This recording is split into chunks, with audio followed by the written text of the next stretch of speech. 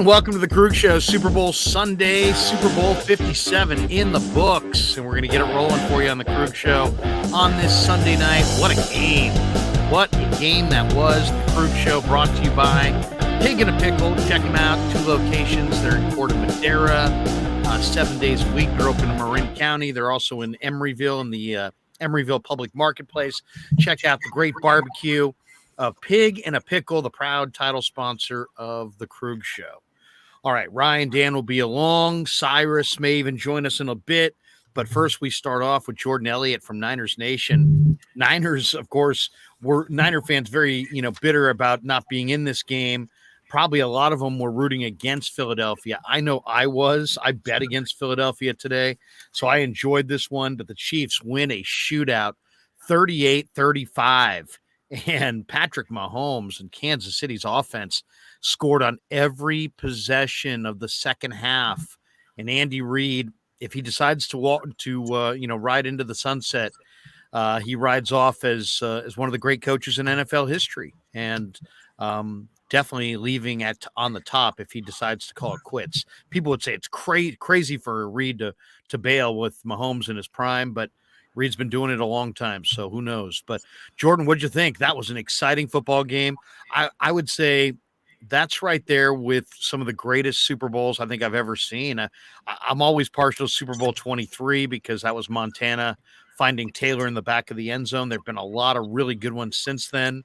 But this one was action-packed, 2 really good teams, a lot of exciting plays. I thought this was a phenomenal game. Yeah, I thought it was fun. I'll be honest. I tend to lean more towards, I'm a fan of watching, defensive football. I like watching 2 defenses battle it out. So I was a little disappointed that I thought both defenses were going to be much better than they were today. So that was a little surprising, especially on Kansas City's end. But I did like the fact that it never felt like the game was completely out of hand one way or the other. And it felt like even when the Chiefs were down 10, 49ers fans know it all too well, unfortunately. You can't count the guy out. I think when he's trailing at halftime in his career, he's 15-10 now, which is just absurd to think about in the NFL. You have a winning record when losing at the half. I think that's got to be that's the 4th game at least in the playoffs that he's come back from double digits at the half to win. So it's just, we're watching greatness, Larry. I was too young to watch Michael Jordan. I've missed a lot of the all-time greats. I'm only 27 myself. So to me, it feels like he has the ability to be that type of player where you're talking about for generation after generation, and we're kind of watching him write the story now. So I think it's pretty cool. It's interesting. It's it really takes me back to Joe Montana and Bill Walsh. Why? Because they both they came together. It wasn't just that Montana was an all-time quarterback. Walsh was an all-time awesome coach. And then they met, and look what came of it. I kind of feel like we're seeing the same thing with Andy Reid and Patrick Mahomes. And I know Reid struggled to win the big one in Philly, and he was criticized for it. But man, look at some of those play calls, and look at the genius of the play calls. The Kadarius Toney play, where Mahomes goes to Kadarius Toney on just a great fake by Reid. Toney on kind of a short motion. 2 guys go with Kelsey. They got to make a real quick decision. You're playing off of Kelsey's incredible popularity and talent, and Toney's all alone. So that in and of itself was a genius play. But then when you saw that it was a busted play, and it was and the game was going on, and there was no real, time for the Eagles to kind of gather and discuss how they wanted to defend that better. They got the rest of the game to go. I mean, we're talking about 12 minutes left in the 4th quarter when that first play happens, and then he goes back to it on 3rd and goal from the 4. Sky Moore, the rookie, on another kind of busted play, the same kind of pressure points applied to the defense, and again it worked. So in reality, you've got Andy Reid accounting for 2 busted play touchdowns, and just with the pressure that he knows how to put on a defense by spacing and scheming and using his superstar tight end to kind of attract a crowd, and genius, just pure genius by Reid. So Reid's a genius. Mahomes is clearly the greatest young quarterback in the game. Reid said it. I mean, he's the MVP. At the end of the first half, this guy's Superman. This guy is legitimately Superman. He got his ankle wrenched again. He looked like he was in a ton of pain. He comes out in the second half and plays flawlessly. I mean, I don't even know. We even mentioned that he had a high ankle sprain and played a week later. Everybody else seems like they take 8 weeks for that. Mahomes is amazing. Reid's amazing. Together they're unstoppable. And to me, that Tampa loss was an aberration, man. They had no tackles, and you know what I mean. It was like they couldn't protect their quarterback. But wow, this one was. Do you think Andy Reid walks away, Jordan? No, I think he's going to come back. I think that he might take some time to think about it, but I would be shocked if he doesn't come back next season. I think he, just like you said, as long as he's been doing it and as much as the toll gets taken, like it's really hard to walk away from not only Patrick Mahomes, but Brett Veach and that whole front office has done a really, really good job building that roster. I think this is the best team the Chiefs have had over the last 5 years when they've been on this kind of, I guess we can call it a dynasty now. I think that they've done a really good job adding some younger impact players that'll continue to have roles moving forward. I really like Sky Moore. Isaiah Pacheco looks like he's the hardest guy to bring down in the NFL these days. He might be taking that title from Derrick Henry pretty soon at the running back position. They have some great players on the back end of that defense too. Their linebackers are really good. Karlaftis looks like he's going to be a guy. So not only are they on top right now, I don't think they're going anywhere anytime soon. And I don't think it's going to be just, Mahomes and Andy Reid versus the world. Like, this is a really strong roster top to bottom, and it's only going to be an even more of a destination for these guys to want to come and have the chance at a ring. And you start to be this destination where you're able to work around the cap and maneuver those numbers a bit because these veterans know they have a shot at a ring with, Mahomes and Reid in the fold there. You mentioned Brett Veach. I mean, Veach, I thought, made a great pickup acquiring Kadarius Toney. I mean, if you watch Kadarius Toney at Florida, this is one of the most difficult players to stop in the open field, and he goes to the New York Giants, and they didn't have a quarterback. They didn't have a line. He struggled, adapting to the league. Chiefs get him for a relative, relative pittance, and he had a 65-yard punt return, danced along the sideline. That could have been maybe one of the biggest plays of the game. It brought it down to the 5, and eventually Mahomes would find Sky Moore on that 3rd and goal play. But I mean, Brett Veach, we talk about Howie Roseman. There was a lot of talk about Howie Roseman this week. There's a lot of talk about other GMs in the league. You don't talk about Brett Veach that much, but he's really done a really nice job. Yeah, absolutely. And I think, I know some people aren't ready to throw that word dynasty out there yet, but when you look at what this team's done, they've been to at least the conference championship game in 5 straight seasons. They've hosted all 5 of them. They've been to 3 Super Bowls. They've won 2. And just like you said, the one that they lost, they literally couldn't put together a healthy offensive line. Like, it was pretty clear from the jump that game wasn't going to be very competitive because of that. And I think that the unfortunate thing is, Larry, is that these days, like, the definition doesn't really have a, textbook meaning. And I feel like the success that New England had for 20 years really kind of warped how difficult it is to maintain consistent success in the NFL. And for the Chiefs to be at that baseline of a conference championship year after year after year, they're hosting at Arrowhead every year. To do that for 5 years in a row, for me personally, like, I think they've earned the right to be kind of labeled a dynasty at this point. I think that they have been the preeminent team in the NFL. I just think it's not like other sports like the NBA where you can rattle off a three-peat, win back-to-back. The NFL, that just doesn't happen, especially with the way the league is trended and the amount of parity that exists. So I think as much credit as we want to give, Reid and Mahomes, and they deserve all of it, the organization from top to bottom, it starts with ownership and it goes all the way to the bottom. They've been the class of the NFL for the last half decade. Let me hit a couple of the super chats here so we get these people's chats read because they're popping in here, and I'm slow. Slow on the draw. We got 2.0 who says if a run pass option type quarterback couldn't win this year with the road Philly had and played a hobbled Mahomes, it ain't happening. We need Purdy healthy. I thought Jalen Hurts played incredible. I thought he was fantastic in this game. And Kansas City, won a shootout. Glass City says maybe Debo, Kittle, Ayuk were telling the truth about Philly's defense. Kansas City neutralized Philly's pass rush and put up 37 points and 3 passing touchdowns. Ha ha, the irony. Yeah, I mean, that's the thing. People crushed the 49ers. They gave their honest opinion. Those guys gave their honest opinion. And yeah, it played like sour grapes, and I understand that. But you know what? Do you want guys to lie to you, or do you want guys to tell you what they actually felt? Connor R says, I don't want to hear a single excuse from the cry Eagles. Yeah, I mean, we're going to hear, the Northeast media, the Northeast is the kind of the hub of national media, sports media in this country for sure.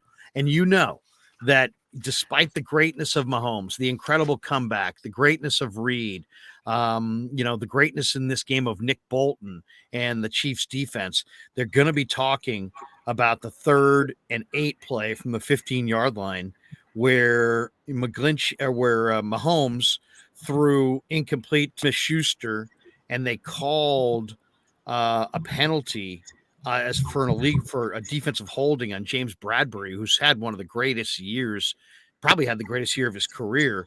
And looking at it again, I thought it was incredibly ticky-tack, and I'd be very frustrated if I was an Eagles fan. But guess what? What comes around goes around.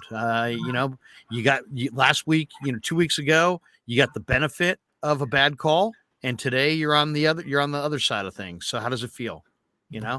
It's just kind of this one was a judgment call. The NFL has gone with this, what's a hold, what's PI. These are very difficult calls to make. To me, I would rather let them play in that situation unless it's egregious. And I didn't think that was anywhere close to egregious. So I think the Eagles have a legit beef. I just don't want to hear it.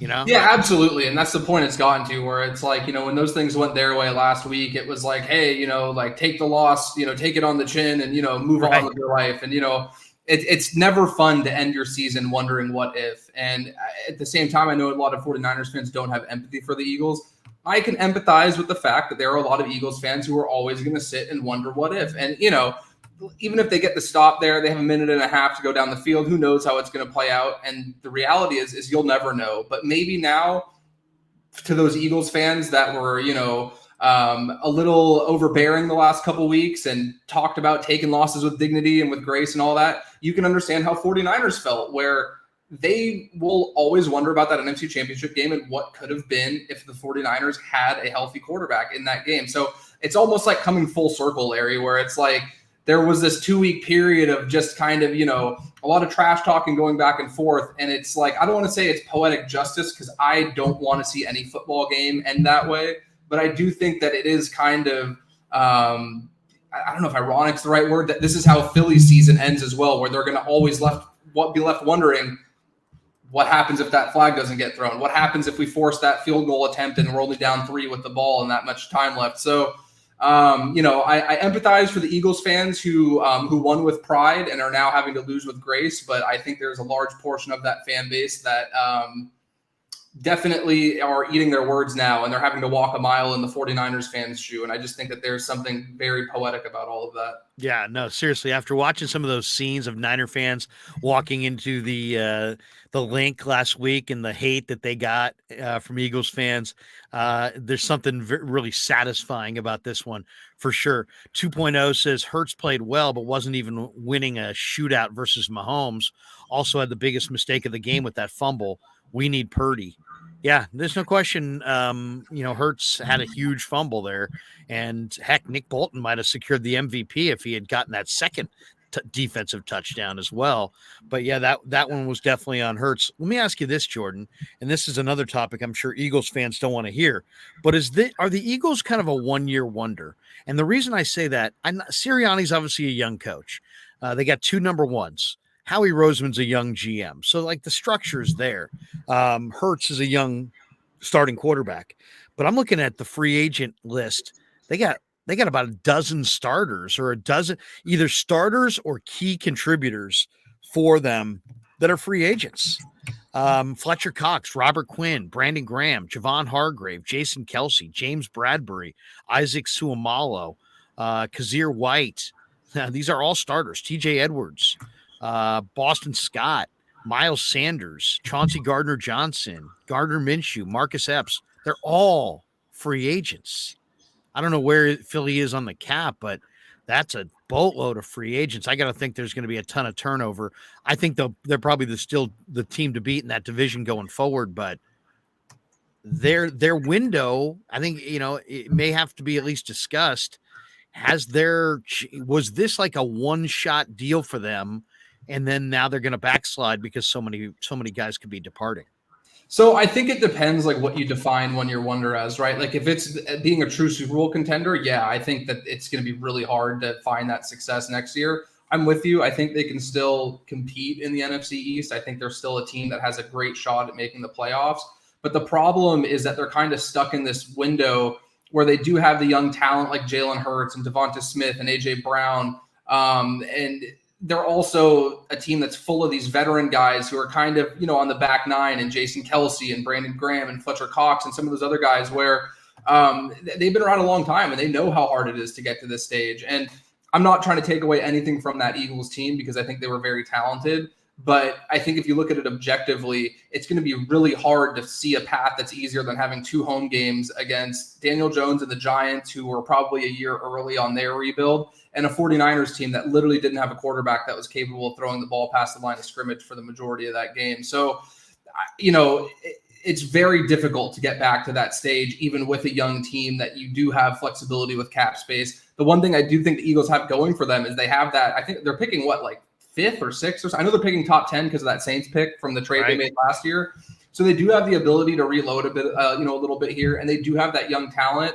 But I don't know for sure, but I did see a number that said they were minus 1.2 million in cap space right now. You can always maneuver that stuff and move it around, but realistically, the odds of them bringing back the whole group and making another run at this thing, I don't see how they're going to be able to do it. And I know 49ers fans maybe are a little, they don't feel the same way as I do after the Niners eliminated in the last couple of years, but Dallas is a really good team. And I think Dallas is much more set to be on a trajectory where more of their guys are in that younger window where they're set up for the next couple of seasons, rather than having half the team on rookie deals and half the team on, kind of teetering on, is this going to be the last time we see them play? And as much as guys like Jason Kelsey love playing in Philadelphia, like you could argue he's the best center in football right now. And I wouldn't blame him in the slightest if he's not giving them, a hand by taking a team friendly deal. Who knows how many more contracts he has left. So I think they're in a tough spot where some of these older veterans who have been so key over the last couple times they've been in the Super Bowl, these guys are going to want to get paid too. And I just don't see how you can pay everybody. By the way, as far as what picks the Eagles have, the Eagles do pick 31st at the end of the first round, but they also have a pick from New Orleans. So they pick 10th. They pick 10th and 31st. And of course, the 49ers don't have a first or a second round draft choice. So the Eagles have a lot of draft capital for sure. Where are the 49ers in your mind as far as this offseason? What is the latest on Brock Purdy? I mean, I know we saw that Dr. Meister is going to have the surgery on the 21st or 22nd. And I guess it sounds like he's got like kind of the A-OK from Brock and his people to, do whatever he needs to be done when they open up that elbow and they see the condition of it, up close. So it sounded like Brock was non-committal as to, the extent of the injury. Really, it sounds like it's all TBD based on, something we're not going to find out for at least 10 more days. Yeah, and this is purely speculation. This isn't anything I've heard or will pretend that I have a source on it. This is just my, subjective opinion. I think that Brock Purdy was fully confident and well aware that he was going to be the guy going forward. I think that much is obvious at this point, based on what you've heard guys from, say in the locker room, some of the things I've heard, and just, in general, the way that he played. I think he was pretty much penciled in to be QB1 going forward. So I do wonder how much of this is just, trying to maintain that window of being that guy and not getting into a spot where you're forced to miss additional time because of any extra steps with that surgery. And I think he just wants to be able to get back out there and be throwing again and maintain that momentum as the guy. Because as much as I think he's earned that right now, I do think it is difficult if you get to a point where he's not ready till week 3 or week 4 to make a switch. Like so much of the install and the things you're prepping for in training camp and in the offseason, you need your starting quarterback around for those things. And especially a guy that's younger who only has the, handful of starts that he has. So I think Brock Purdy is basically positioning himself to be in the best possible spot to come back for the beginning of camp so that he can take the reins of QB1 where I think he was slotted in to be. And I think he will be if he's healthy enough. And I think that injury just clouds a situation that seemed to be pretty clear prior to that, in my opinion. Jeff Garcia says the Niners ought to trade Trey Lance if Brock Purdy's healthy. I don't know. I mean, it's like I've mentioned this before. I'd be so deathly afraid to trade Trey Lance for many reasons, because what if Brock doesn't come back from the injury well? What if Trey becomes the next Mahomes? What if Trey's got a lot of talent? He's awfully young. He's pretty raw. To trade him now, I mean, the Warriors just did it with James Wiseman, but I think they could regret it someday. And if the Niners jump off of Trey Lance here, I think they could regret it someday. What do you think of Garcia's take? And if you knew Purdy was going to be healthy, do you think that the roster would be better to have a super young quarterback like Trey waiting there, or is his value such that he should be flipped for whatever capital you can to make your team better around Purdy? You're muted there. Sorry about that. I think it really does depend on what the capital coming back is, right? Because if you're only getting offered day 2, day 3 picks, then I think absolutely not. Just the cost doesn't, make that kind of move worth it. But if a team's offering like a late first, early second, something in that territory, if there's a team like Indianapolis that really liked him before the draft, that's kind of like, hey, we're going to go address the trenches or take a guy like Will Anderson at 4, but, we'll throw our second round pick at Trey Lance, a guy we really like. I mean, you have to weigh everything, because if you're as confident in Brock Purdy as it seems the organization is, and as it seems a lot of the players on the roster are, then at a certain point, like, it might be more beneficial to identify a guy in that range that you can take in the early second round that can help you right away and be a part of this team going forward, as they're going to be in a spot where they're going to have to pay a lot of guys. That's one of the consequences of being a talented team the way the Niners are, and they're already paying a lot of guys, and there's a couple more guys due, most notably Bosa, who's probably going to be the highest paid defensive player in the NFL. So I think, Larry, if you can get a reasonable offer, I think it's something you have to at least discuss, but I wouldn't be actively shopping Trey Lance. I think it would have to be a scenario where a team comes calling and they're kind of, beating down the door, and you're getting them to offer a little bit more than maybe what they would be willing initially. And it's just something where the capital is too good to pass up. But I'm with you. I think we haven't seen enough of Trey Lance to feel confident that they could move off of him and you're going to get your value with a high second round pick or something like that. I think that at this point, you have to see a more tangible sample size from him against NFL defenses in live action. Training camp's great, practice is great, scout team's great. None of it's going to equate to what we would see against an NFL defense in real time. And I think that just the big difference between the two right now, Larry, is we've seen a substantial sample size from Purdy where he looks really good in that. We just haven't had the chance to see it with Trey Lance. And you're right, it would be devastating if he did go to a different team and then he hits the ground running there. And hey, let's say you address a position in need in the second round. Nothing's going to equate to having a franchise quarterback for the next decade. And unless you can go to sleep at night confident that Trey Lance isn't that guy, you can't pull the trigger on a trade like that. Wesley Brooks makes a super chat donation. Thank you, Wesley. He says, Ayuk and Debo was right. Cry, Eagles, cry. I like that.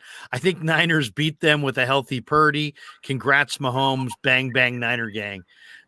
We got this one's kind of interesting. Glenn Dempsey says, Larry, you've been suggesting that the 49ers trade Trey Lance on other shows of yours. Which is it? Trade him or not? Be consistent, please. Oh, I'm very consistent on this. I like Trey Lance. I liked him. I like the idea of drafting him. Brock has clearly won this job. He's clearly shown that he's got the, the factors that you need to move the team, which is that he sees it and he's accurate. The ball comes out on time with touch. So I agree with Jordan completely on this one. I would not be shopping Trey, but I absolutely, if I'm John Lynch, I'm listening. I'm just listening, right? I'm listening. What are we being offered? And this is actually kind of a good, I'm glad that you're calling me on this, Glenn.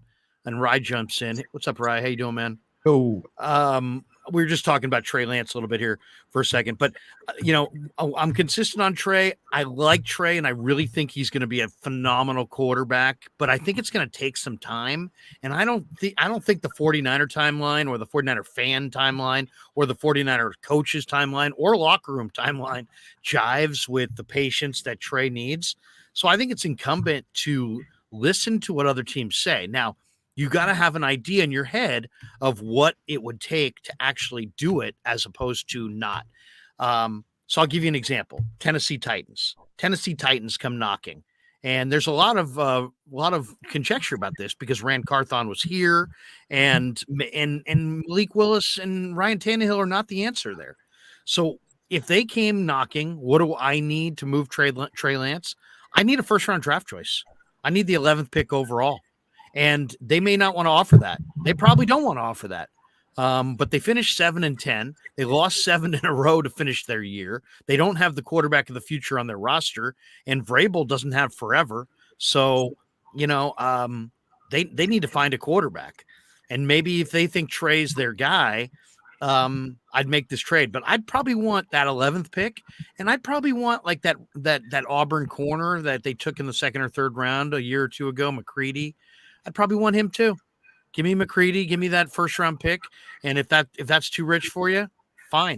I'll keep Trey and get down the road because I think a year from now they could play Trey in this offense with these weapons, with the surrounding cast, and they could improve his value by then as we welcome in Danny as well. So, guys, Jordan and I were talking a little bit about this Super Bowl. What a shootout! We're already into Trey Lance talk. Well, no, we jumped right into, what got us here is I asked Jordan if I was looking at the list of the Eagles free agents, and the list of the Eagles free agents, they've got like 12 guys that are either starters or significant contributors that are all unrestricted this year. So I was just asking Jordan, is this kind of like a 1-year deal, or does he see the Eagles? Because I'll say this, when I look at the NFC, I kind of see the Niners and the Eagles butting heads. I don't know, maybe for the next 5 or 6 years. I don't know how you guys see the conference, how you guys see the NFC, but I don't know if it'll go that long because things can change overnight. But who do you like then? Who's the I like those team that interrupts that next year at battle? least. Maybe wherever Rodgers goes, if he goes to the NFC. Right now it seems pretty clear and obvious that those are the two teams, and then I guess there's Dallas, but I just don't think you can trust Dallas as stupid as it is. Like, I kind of need to see that your organization can compete. Like the Eagles, look, this is two different regimes, but at least they're showing organizationally that they can compete. I mean, the Niners, even before with Harbaugh, at least they were making it, they were competing. I need to see Dallas get over the hump before I truly believe. But honestly, I do. There's also a reason why Philly had the 32nd easiest schedule. Niners had the 31st easiest. And also the Eagles, I know we ran through those hilarious quarterback lists, but after Kirk Cousins from week 3 on, they played 3 decent quarterbacks. Aaron Rodgers, they allowed over 30 points and they won in overtime. Right. And Dak Prescott, they allowed over 30 points and they lost. Patrick Mahomes, they allowed over 30 points and they lost. And today they were, on the sideline for what seemed like forever. They should have been, just terrorizing Mahomes, but I don't know. AJ makes a super chat. He says, though a 49er fan, but he's a 49er fan, but that holding call at the end was horrid.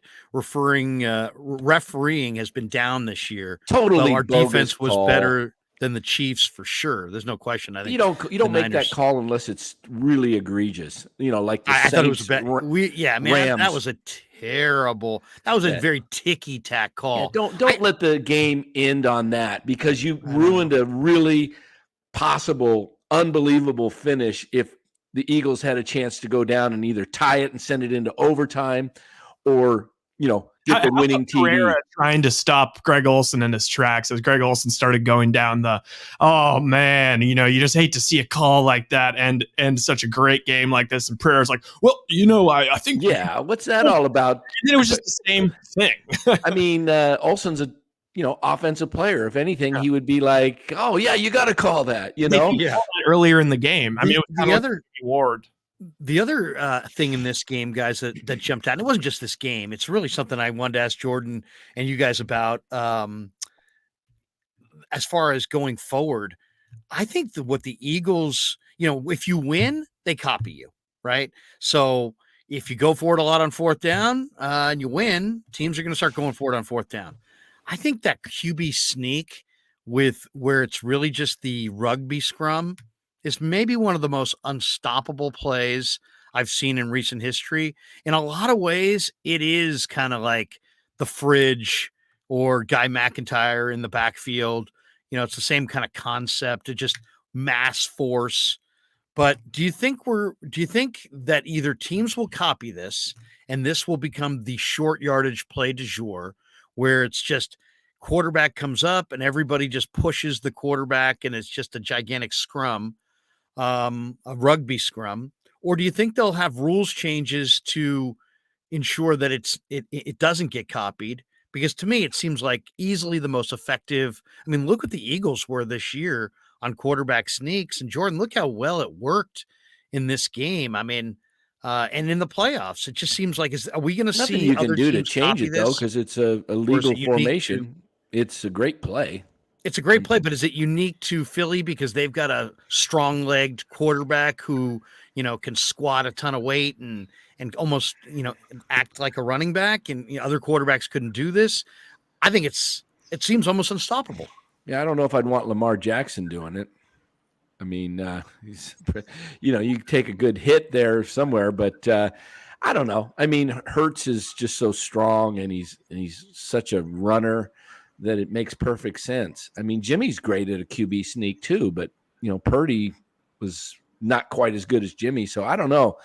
I think it's a play that you'll see other teams run, but I don't think it'll be every team because some teams, they're just not cut out for it. What do you think, Jordan? I think one of the problems with the NFL in general, and I saw somebody mention it in the comments too, and they made a great point that kind of in line with what I'm thinking, is that it's so hard to play defense as is. And with stuff like this, so often they're so reluctant to call forward progress. So I think if this does become commonplace and teams really start doing it, which I think does present a challenge because the Eagles have such a good offensive line, just like you mentioned, Larry. Like, for anybody who hasn't seen it, go look up videos of Jalen Hurts in the weight room. He is not your typical quarterback. There's a reason why guys are bouncing off him, trying to tackle him in the open field. He's extremely strong, has a very low center of gravity. So I think he is a guy where he can fight a little bit harder in that scrum for extra yards. But the problem is when he gets lost in that sea of players from both sides, the play continues a little bit. And I think that they will need to be a little bit more diligent stopping the forward progress on something like that, rather than giving the guy 7 seconds to, climb over, 10 defensive and offensive linemen mixed together and pick up that yard and a half or whatever it is. But one of the things I love about the NFL is that everything's so cyclical, right? And the defense always catches up to the offense, and the offense gets innovative, and the defense always catches up.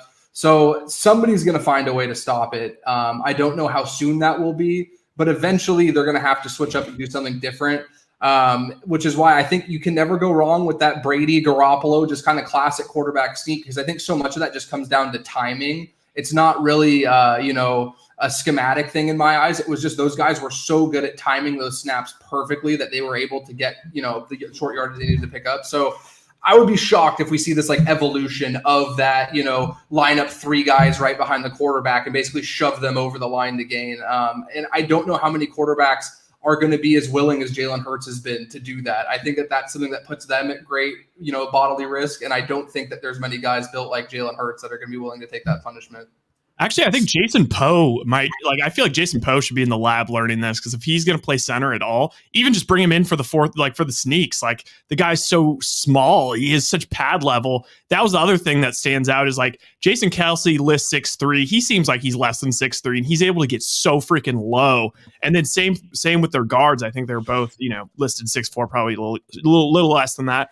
that they're just able to get so low. It is like a rugby scrum. It makes me want to like bring Jared Hayne back. Or what? Speaking of I feel like I've centers, seen it though, at the. I feel like I've seen it at the polo fields. You know where they play rugby at the polo fields. Like I'm watching. I feel like I'm watching the polo fields rugby matches when I'm watching the Eagles. Couple super chats. Arturo says won $450 halftime 4-4 square hit. There you go, Arturo. He says buy Eagles buy. There you go. 2.0. I won a big parlay today. Did you? We'll have to take a look at that. that. If I'm Niners, I'm looking solely for quarterbacks with great 10-yard split times, accuracy, and a lot of college experience. They found the formula with Purdy. Quick, smart, accurate, no raw, high ceiling guys. I'll say this, after watching Jake Hayner, Julie Hayner's kid at from Fresno State, become the MVP in the Senior Bowl, and then watching the zip that he actually has on the ball, I don't care if he's 6 feet. I want that kid. I would definitely take that kid if I had the Niners have 3 third-round picks. That's probably a little rich, but man, I think they also have 3 fifth-round picks. They do. And if he's there in the 5th round, I'm using one of those 5th-round picks on Jake Hayner. I really, really like Jake Hayner. But I saw you go thumbs up, Jordan. Are you a Jake Hayner head? I'm 100% with you, and I think he's one of those guys where he just he has that toughness that I think maybe football fans don't covet as much, but I think that like coaches and players around the league, I think that's one of the things I always heard about Joe Burrow is that this guy hangs in the pocket, can take punishment, isn't afraid to get hit. Like Hayner's one of those guys. I don't know if you guys watched last year. The first time I really dove deep on Jake Hayner was after that game they played at UCLA. And he was hobbled for like the entire game, if I remember correctly. He could barely walk. And this guy is standing in, throwing darts. And I think they won by 3 at the last minute against a really good UCLA team on the road. And that's just a toughness that you can't teach. And he has all those other skills you mentioned, but the dude is just a gamer. And I think he would be one of those guys where he would fit tremendously. I just worry if his stock is going to be rising because of that, if the 49ers are in a position where they might not be able to take him. And, maybe I'm just biased because of the way I feel about the guy, but they have 3 picks back to back at the end of the 3rd round. Honestly, I would probably spend one of those on Hayner if he was. Well, whoever they draft, they need to draft the guy, in my opinion, that they could keep on the practice squad. So you don't want to expose him too much in a game where people see how good he might be, because if you try and get him through waivers, he might get picked off, and the Niners need a veteran quarterback as their QB3 going into next year, in my opinion. I don't think you can go in with, Purdy, Lance, and Hayner, 3 guys that have combined haven't completed an NFL So you get season. a veteran quarterback. Okay, let's walk this through. You just said this. You want a veteran quarterback. Okay, so you have Purdy, you have Lance. You're going to get Andy Dalton, let's say. And what, you're going to put Andy Dalton on the practice squad then? How about who's on the practice squad? I think you carry him. Yeah. So what you said, practice squad. I don't think I would. I think I would have 3 quarterbacks after watching. That's what I'm saying. You carry 3 quarterbacks, but you got to have another guy on the practice squad can learn your system. Oh, I got you. Yeah, I mean, they ran out of quarterbacks, and there was 15 teams in the league that used 3 this year. So as far as I'm concerned, it's like kind of quarterbacks are kind of like running backs. You run out, and the game's changed. So yeah, I mean, get as many as you can. Get guys you can trust. How about you combine the 2? You go older, and you go draft pick. Get Hendon Hooker, 25 years old. Well, that's what I like. I like Hendon Hooker because he's coming off an ACL, and I think you can get him in the. I heard an interview with him on Radio Row, and I was on Pat McAfee's show, and I was just like, "Holy shit, this guy's a dog." I like Hendon Hooker. I just think that Hendon Hooker looked better this year because of Wyatt. Or was Hyatt? Is that his name? Hyatt. Yeah. I thought Hyatt and that other receiver really were fantastic. Every Alabama quarterback or like Ohio, like everyone has great receivers. Who's somebody I'm interested if you've watched him at all, Larry, because he's a local guy, and I'm a Cal fan, full disclosure, so I will never pump up a Stanford player unless I absolutely mean it. I watched Stanford play UCLA in Palo Alto last year. And Tanner McKee, the quarterback they have who's coming out in the draft this year, I immediately was like, this guy's playing on Sundays. I think I have a tweet that I sent something out that was close to that. I'm like, this guy he looks like an NFL caliber guy. And he, to me, looks like a guy that Kyle would really like. I worry he might end up going a little bit earlier than the Niners would be comfortable taking a quarterback. But he's big. He's 6'6". He has that prototypical size. I thought he threw a really good ball. All due respect to David Shaw, I don't think that offense has been quarterback friendly for some time now. After a certain point, I think it's very difficult to showcase your skills when you're just running power and throwing to tight ends game after game after game. But Tanner McKee is a guy who I think would be a great fit for the 49ers. And I'm not saying it's the end-all, be-all, but I think if the 49ers did have any interest there, John Lynch obviously has his connections to the university, and we know he's not shy about taking guys from that school. So if you haven't seen it yet, Tanner McKee definitely is a guy I would keep an eye on. I think he'd be a great fit for the 49ers. He's very accurate, and he's 6'6". He's not mobile, and he's, and I wonder about durability if you don't have a great line. But yeah, I mean, smart kid, really high recruit coming out of high school. I think he might have been a four-star recruit. He's 6'6", he's 225. He can throw lasers. He's got good arm strength, and he's very accurate. And, it's interesting. It's like you look at this year's quarterback class: Bryce Young, C.J. Stroud, Will Levis, Anthony Richardson. Those guys are going in the first round. But I kind of agree that the guys, I like 4 or 5 guys out behind those guys. Hendon Hooker, as you said, Tanner McKee. Some people like Jaron Hall, Jake Hayner, Max Duggan, Clayton Tune from Houston's really a pretty good player. I kind of was impressed by Malik Cunningham in the All-Star game. So, maybe it's they can find another quarterback in the draft and give themselves the cheapest quarterback room in the history of mankind. 2.0 says, I like Hayner too, but wish he was a little quicker. I will say this, though. He's got a good arm. I mean, he's got a really good arm. I saw him make a couple plays in the All-Star games. I was like, wow, this guy can really, really snap it off. Madden Faithful says, F Philly. And that's about what they deserve. This one, Hunter Bagel Dog, Solomon Thomas. Did you see that story? Was that a Niners Nation story? Or I saw somewhere. There was some story out there that Solomon Thomas would like to get another run, or that's at least been rumored that the Niners may have some interest in bringing Solly back. I got no problem bringing him back. You're going to play him in a rotation anyway. Is he boys with McCaffrey? We know he's boys with Lynch. Right. I mean, they took classes together. I would take Solly at a cheap contract, wouldn't you? In a rotation, try hard guy, can play a few spots. I could see that being pretty good. What do you think, Jordan? What do you think of Solly Thomas? Part 2 as part of some kind of D-line rotation. Absolutely. And I think maybe it's a far enough remove now where people will get over the 3rd overall pick expectations, where we know, like, hey, it's probably not going to be what we expected coming out, but he's still a solid NFL player. And I think he'd be great where he's a guy that you can have play 3 tech. He can kick out to the edge if you need. He's very versatile. And I think that he was very good for the 49ers. I think it's just the problem when you get taken that high, even if you're a solid player, that's not going to be enough for a lot of people because they expect you to be transcendent when you're taken with the 3rd overall pick. And then you factor in the guys that went after him and how many players, obviously starting with Mahomes, were difference makers. And even if you're a good player, like I believe Thomas was, especially towards the end of his Niners tenure, you're never going to get that appreciation from people. But yeah, I'm 100% there. And I think it would be, I don't know if like funny is the right word, but everybody wants Payne from Washington. The 49ers can't afford him. Right. He's a fantastic player. He's going to get paid. Yeah, he's getting paid. The Niners can't afford him. So it would be kind of funny if that was the 94 they ended up getting was Solly Thomas and not Payne. But Tanyan, yeah, I'm with you. Yeah. Tanyan says, my unwavering pure hatred for my very soul for Sirianni and the Philly fan base has been satisfied. I can live in peace during this offseason. Namasta.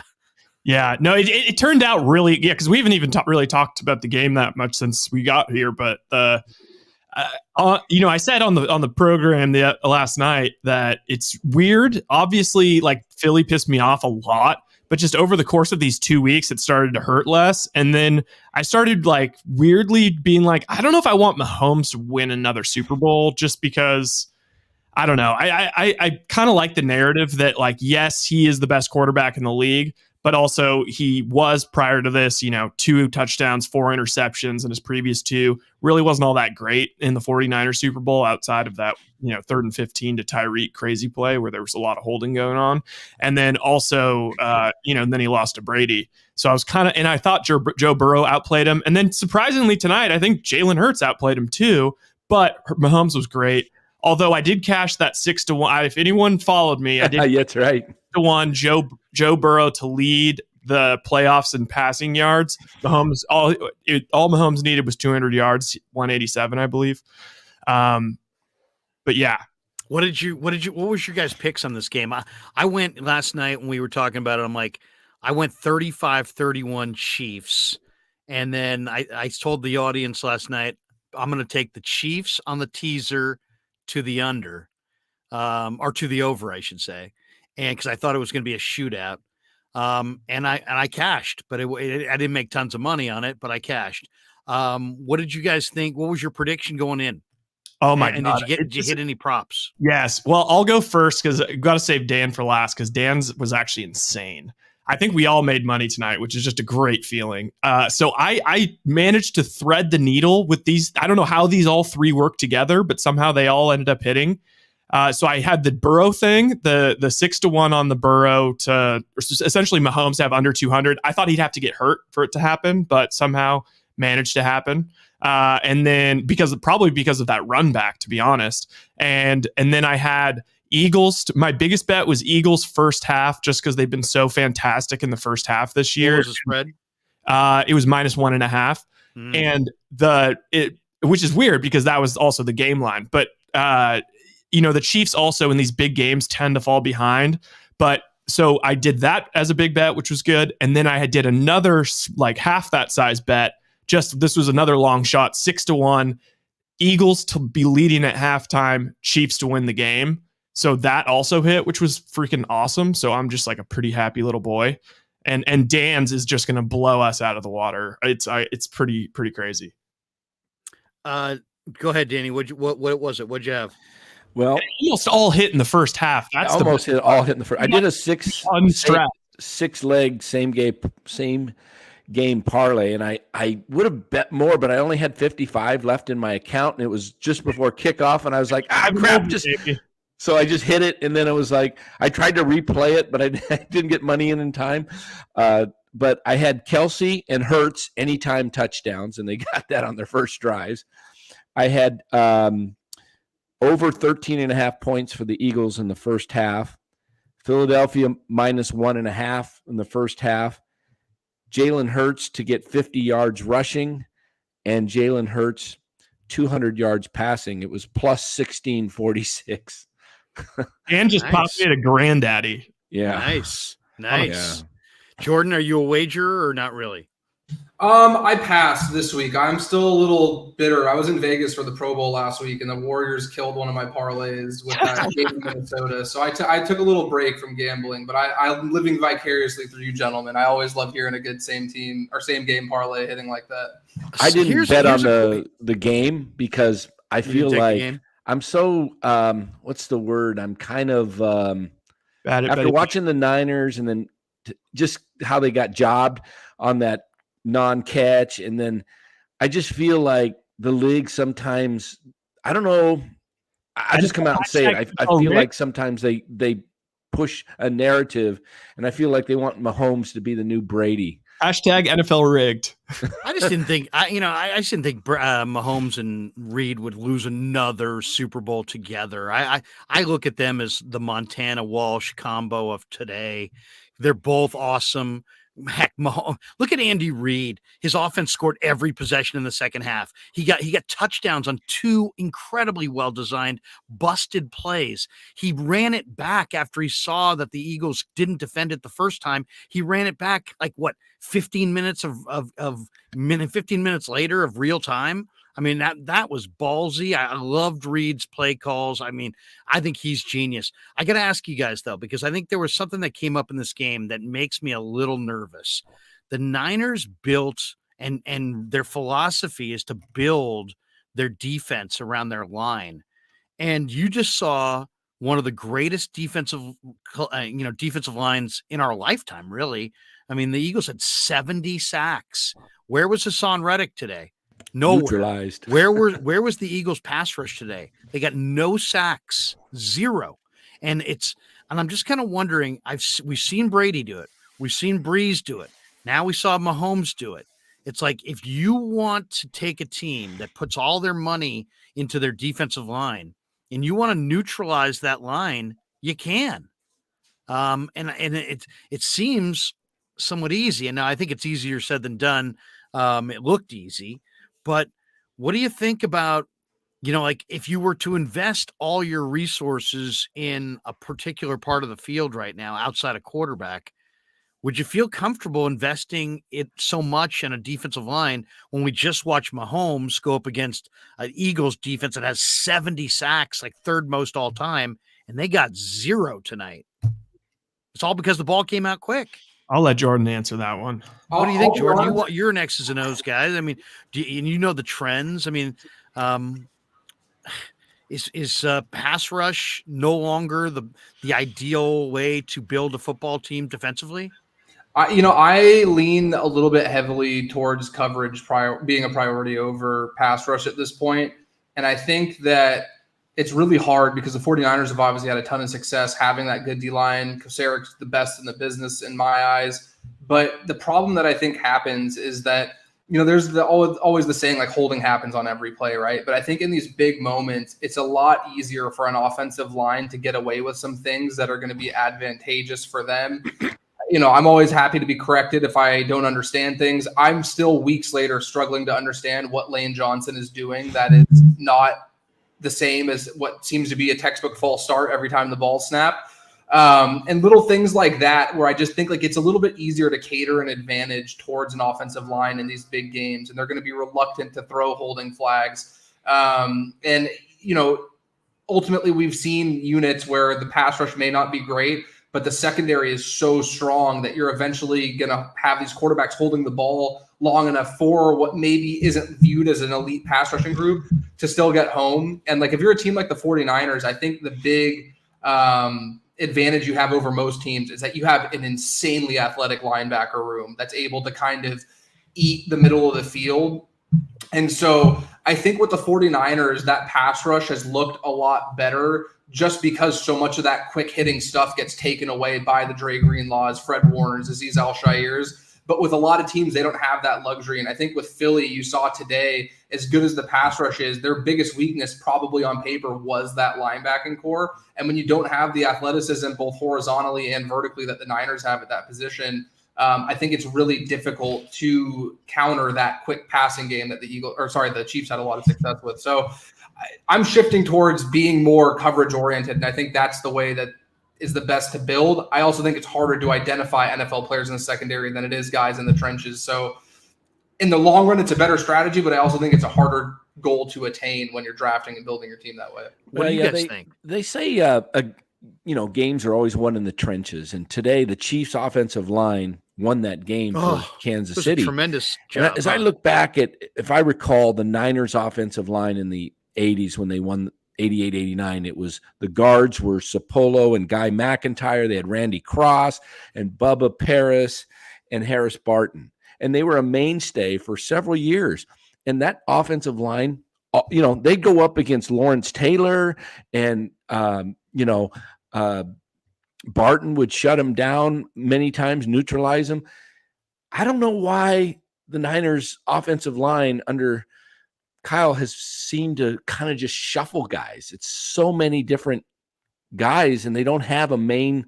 I mean, this year went pretty well because the guys, they stayed. I mean, that's not by design. Healthy. I'll tell you that, Danny. That's definitely not by design.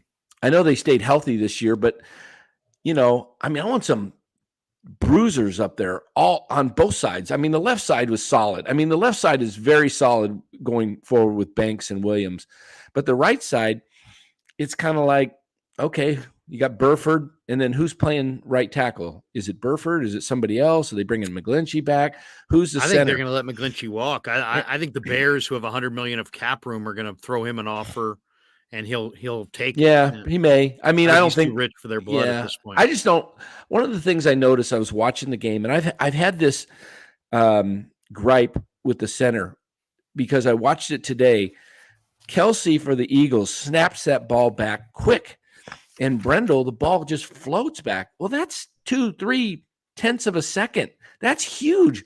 Could have been the difference of Josh Johnson with Jason Kelsey, though. Yeah, could have been the difference of Brock getting rid of that ball.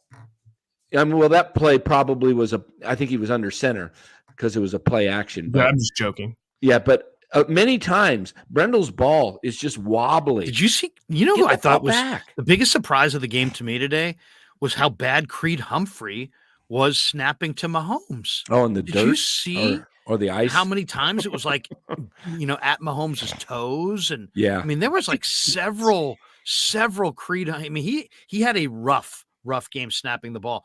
Fish and Chips makes a donation. Says Eagles against motion came to roost in the second half. I brought this up in the pregame of Niners Eagles, that the Eagles numbers against pre-snap motion they struggled against pre-snap motion this year, and we saw a ton of it, as Fish and Chips just said, in the second half.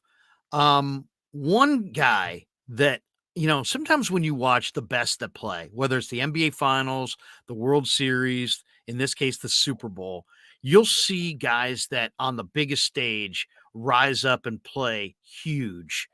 And when I see guys like that, I always kind of file that away as like, man, I'd really love to have that player, right? The guy who just is an ordinary player, but man, come playoff time, this guy elevates. And like Big Shot Bob, Robert Ory back in the day. You can think of a number of guys in baseball. How incredible was that hit and the play speed today from C.J. Gardner-Johnson? If I'm the Niners and I really want to compete with the Eagles, that's the first thing I do in my offseason is I go sign that guy. And I'll play him at the nickelback if I have to. He can play. He's kind of like Jimmy Ward. He can play a bunch of spots, but he is a straight warrior, and he just lays the hammer. That hit on Isaiah Pacheco, that was like Ronnie Lott on Ickey Woods in the 80 Super Bowl 23. I mean, he just rocked him. And How about he's an incredible player, and he doesn't make a lot of money, and he's a free agent, and they got cap problems. Jordan, what do you think? He's only 25. He's kind of a veteran player. Paid though after this he's year, going to get paid, but I mean, I'd pay him. To me, I bring back Jimmy Ward and I'd go sign that guy.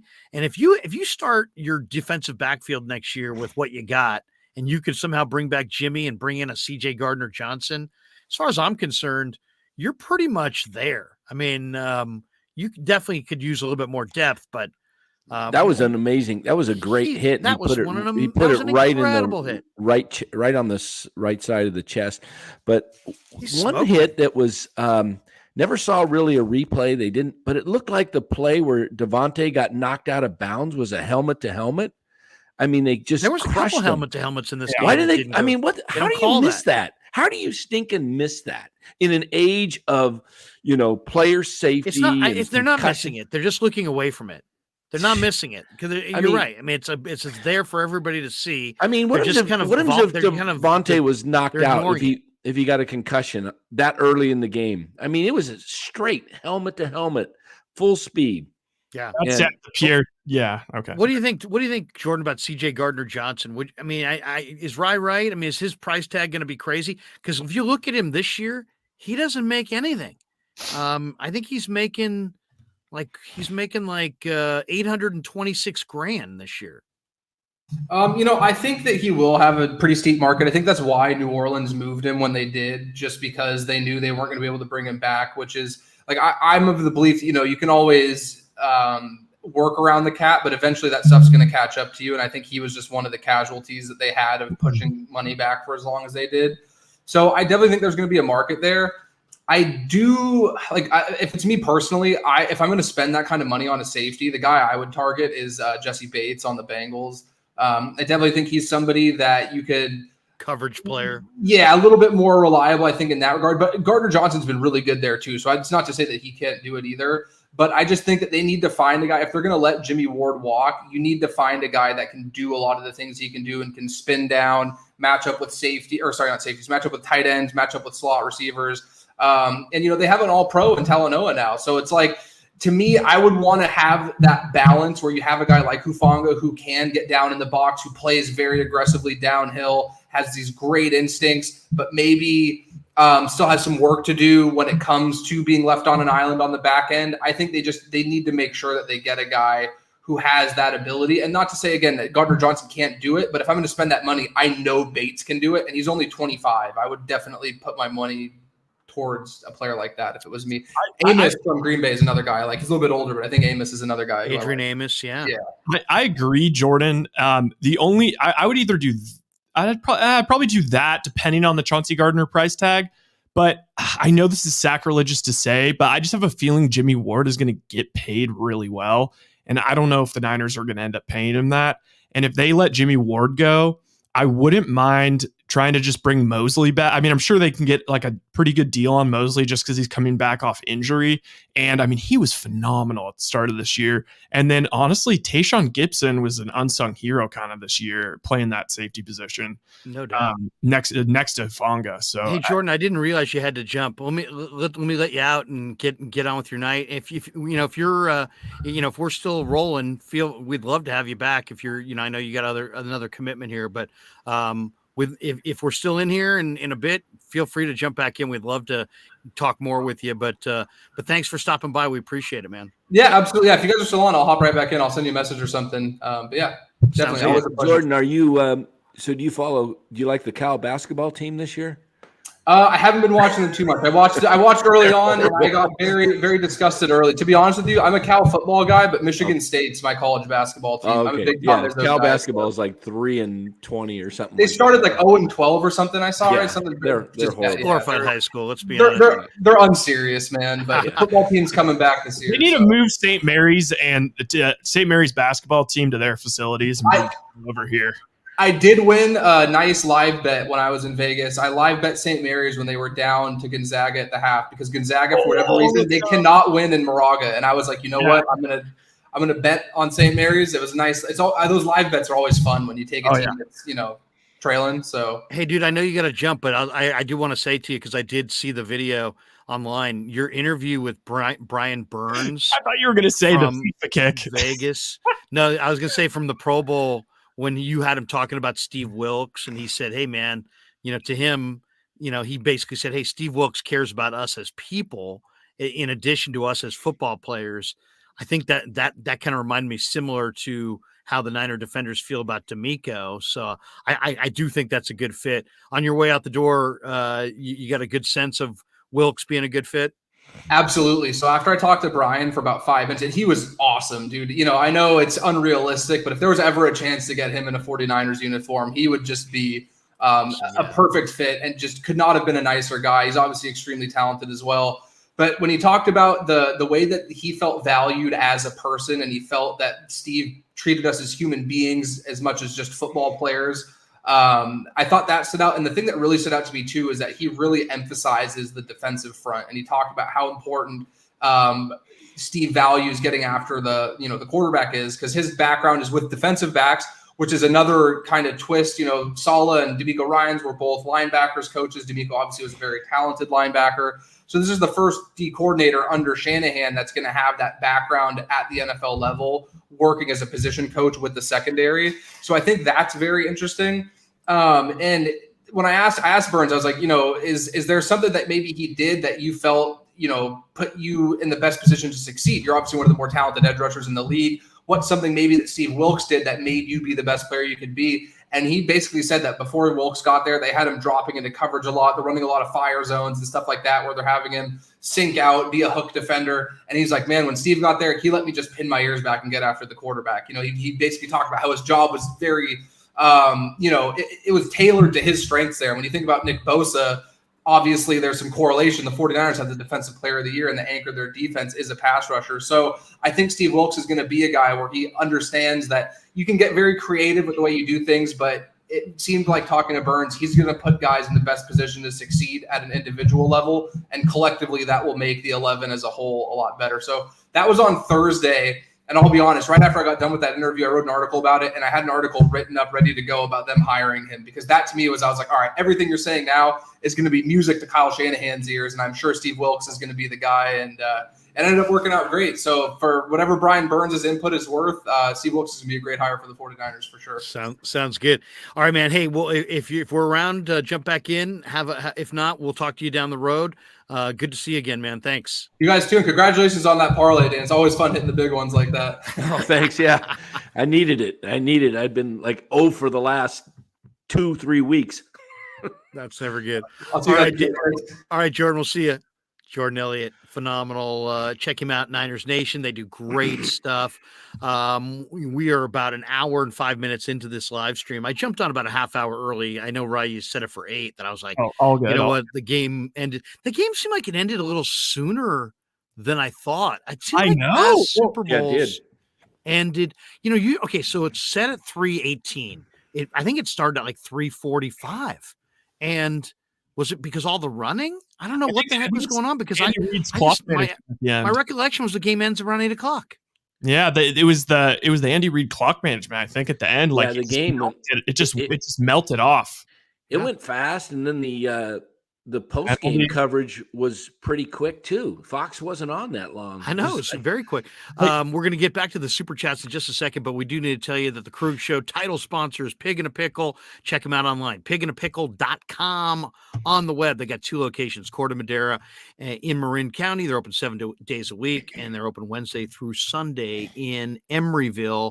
The best barbecue in the Bay Area, Pig in a Pickle, brisket, pulled pork, baby back ribs, chicken, potato salad, ranch style beans, a kids menu, craft beers, phenomenal barbecue, pigandapickle.com. We'll talk more about them later on.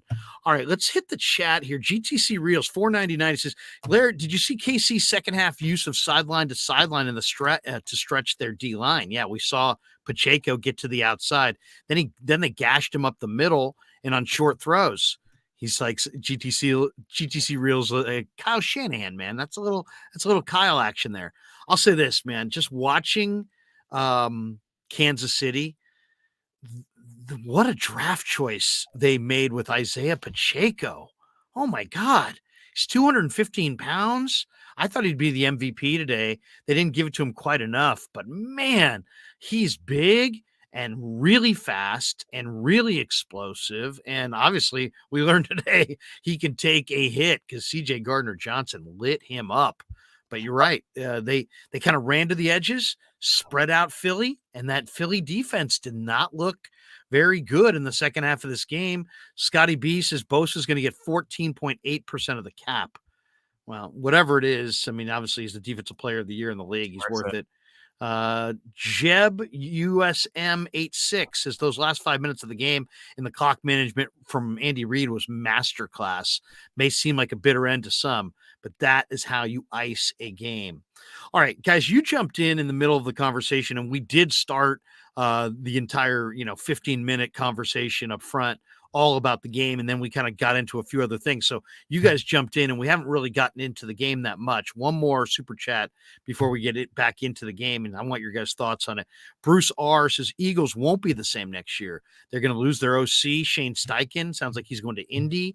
They're going to lose Jonathan Garmin. That's what he says. I don't know about that. They have to pay Hurts, tons of free agents. Niners need pass rush help. They need a second tight end, and they need to solidify that offensive line. Bruce, good to see you, man. Hope you enjoyed the game. And we'll get Bruce back in one of these chats here. We go video chats. Bruce also says Chiefs blocked Reddick with a backup tight end. Yeah, they did a nice job. There was a lot of like 49er takes that were like kind of dunked on during the game. I noticed like this one, obviously, and then also just Hurts just running it up the middle a zillion times and just being pretty awesome. But again, it's the Super Bowl. That's when you're supposed to do it. You know, I thought the play of the game, though, the whole game seemed to turn on Isaiah Samolo's false start when they had that backfield over there, going to push Hurts over for and then the next play. Where the game? It was the 5-yard penalty that caused them not to do a sneak, and it was the play that next play Hurts fumbled and they got a TD. If the Eagles had taken it down and scored again, because they were driving, they were controlling the whole first half, and it was just like a freak thing. Instead of putting them was that 4th down or 3rd down? That was third, I think. It was like 3rd and 1. They had the backfield set up for the push Hurts over the line. Actually, it might have been 4th. Maybe it was. I'm not sure. But what yard line was that on? It was like in the first or second quarter. Yeah. I mean, it was on the... No, it was first quarter because it was... it was 14-7. Eagles were up. Yeah. And it made it 14-14. And I just thought, oh my goodness, what a momentum switch. Oh, Dan. I mean, if you're an Eagles fan, like that's where I said I was kind of rooting against the Chiefs, but as this game was playing out, also just because I did have that Eagles first half, Chiefs second or full game thing. But I was like, all of a sudden I was like, oh my God, this would be the most painful loss if you're an Eagles fan. Like, this is brutal. Oh, I was like, I don't like the Chiefs, but then I was watching on Twitter and I saw before the game, Eagle fans were tipping cars over in the streets and just I'm like, yeah, before the game. And I'm like, I hope they lose. How about this? They booed the Walter Payton Man of the Year. Oh, I know. Well, the Philly fans also took over the stadium. But think about this. What if I was to tell you that Jalen Hurts would have 3 rushing touchdowns? He would throw like over 100 yards more than Patrick Mahomes. Mahomes would be under 200 yards. Hurts would outplay Patrick Mahomes. And yet they somehow managed to lose. And it all came down to, the Eagles probably outplayed them, but that fumble 6 was brutal. And then the Kadarius Toney return, which by the way was freaking electric. Debo Samuel-esque. That guy is actually like, he has the best contact balance I've seen other than like Kamara and Debo. Like he is pretty insane. And so those 2 plays really just screwed him. And then for it to end just with such blue balls that you thought you were going to get your Jalen Hurts coming back, like at least with a shot, coming down the end of the game, and instead, nah. Hey, and the streak continues for the Niners. Whoever plays the Niners loses. They lose their next game. Well, it's funny. I was digging deep on some of the numbers this morning because I'm trying to decide, okay, what am I actually going to bet? And I went with I teased the Chiefs, and then I teased to the over. And I looked at Philly's offense. They're ranked 3rd in the NFL, averaging 28 a game. Kansas City's offense, number 1 in the NFL, averaging 29 per game. But I was worried about the matchup of the Chiefs O-line against Philly's D-line. And then I read this stat. The Chiefs offensive line allowed 26 sacks all year, second best sack percentage in the entire NFL when you factor in how often they throw the ball. So then I started feeling good about it. And then I'm looking at some of the matchups. Hassan Reddick, who was awesome against the Niners, had a matchup with Andrew Wiley, who allowed 9 sacks on the year. But they totally neutralized Reddick. Orlando Brown, who had given up 4 sacks this year, had Josh Sweat, who came in with double-digit sacks. He neutralized Sweat. They neutralized Brandon Graham. They neutralized Fletcher Cox with Trey Smith, who was fantastic. They neutralized Javon Hargrave with Joe Thuney. So, I mean, Eagles have this incredibly deep defensive line, and yet they really were non-factors in this thing. And then I was wondering, okay, is this Garmin guy for the Eagles going to try to blitz Mahomes? And then I'm looking at the numbers, and I'm like, Mahomes has got a quarterback rating against Cincinnati when they blitzed him. His quarterback rating was 140. Then I looked up Mahomes' quarterback rating against the blitz this year. It was 113. He had a 113 rating for the season when you blitzed him. So you can't blitz Mahomes. So then I was like, okay, well, wait a second. They can't blitz Mahomes. And then I'm looking at that key matchup between Travis Kelce and CJ Gardner-Johnson. I was a little worried about that. And but it's just a weird, when you looked at some of the matchups, the one matchup I was convinced, I'm like, man, the Eagles the Chiefs might have an advantage. Is I thought, the Eagles struggled to defend the running backs out of the backfield. And Jerick McKinnon and Pacheco, against Cincinnati were targeted like 10 times, and they caught 7 passes out of the backfield. So I'm like, okay, maybe they'll throw it a ton to those guys. And they did a little bit, but then I'm looking at Chris Jones and Jason Kelce, and I'm like, man, is Jones going to win that battle? And I thought Kelce did a pretty nice job on Chris Jones for the most part. And then I'm looking at Hurts, and I'm going, how's Hurts going to play? I thought Hurts played great. Great. But the one area where I thought, okay, I'm holding my breath was AJ Brown and Devontae Smith against the 2 rookie corners, Jalen Watson and Trent McDuffie, and the other kid, Joshua Williams out of Fayetteville. And A.J. Brown had a big night, and Devontae Smith had a big night. Yeah. And still, Kansas City found a way to win this thing. This is why it's really amazing. If you're the Eagles, like I can't name any position other than special teams that the Kansas City like definitely outplayed the Chiefs. Kansas City definitely outplayed the Eagles. Like it's weird, but it's like quarterback, I'd probably give edge to Eagles. Offensive line, edge to Eagles. Defensive line, edge to Eagles. Wide receivers, edge to Eagles. Honestly, I'm going to say it. Tight end, edge to Eagles. Goddard was insane today. He was absolutely incredible. How great was that catch he made? That one, that was unbelievable. On the was it 4th down or 3rd down where he made that catch? On the sideline. Which one are you? Are you talking about the crazy one he pinned, or the one he caught over the Eagles defender with the arm? The one he caught over the Eagles defender. Oh, I think that was incredible. He was covered on that one. Yeah, he was so covered. I mean, Goddard was terrific. That hurts like through that. But I honestly think that the game was on tilt 2 times. Before the fumble, the game was on tilt. And then because Kansas City, even when they were down 10, like they felt like they were attached the whole game. They didn't feel like they were out of it at all. So it was like that fumble, I think if the Eagles go down and score there's a chance that all of a sudden it's just their D-line, their defense is just teeing off on Mahomes, up whatever crazy score. And then I think when they were up 10, first drive of this, half. They were up 10 at halftime, right? Yeah, 24-14. So the first drive, I thought the whole game hinged on that first drive for Kansas City. Yeah, because I thought if they get a stop here and then KC goes down, the Eagles go down and even hit a field goal, then I think that's when the Eagles defense is going to start teeing off, because that's what they did all year. They got up early. They were the best first half team in the league, and then they just teed off on you. Even in the Niner game, it wasn't until they started getting margin that it really got scary. Although that's probably a bad example, but still.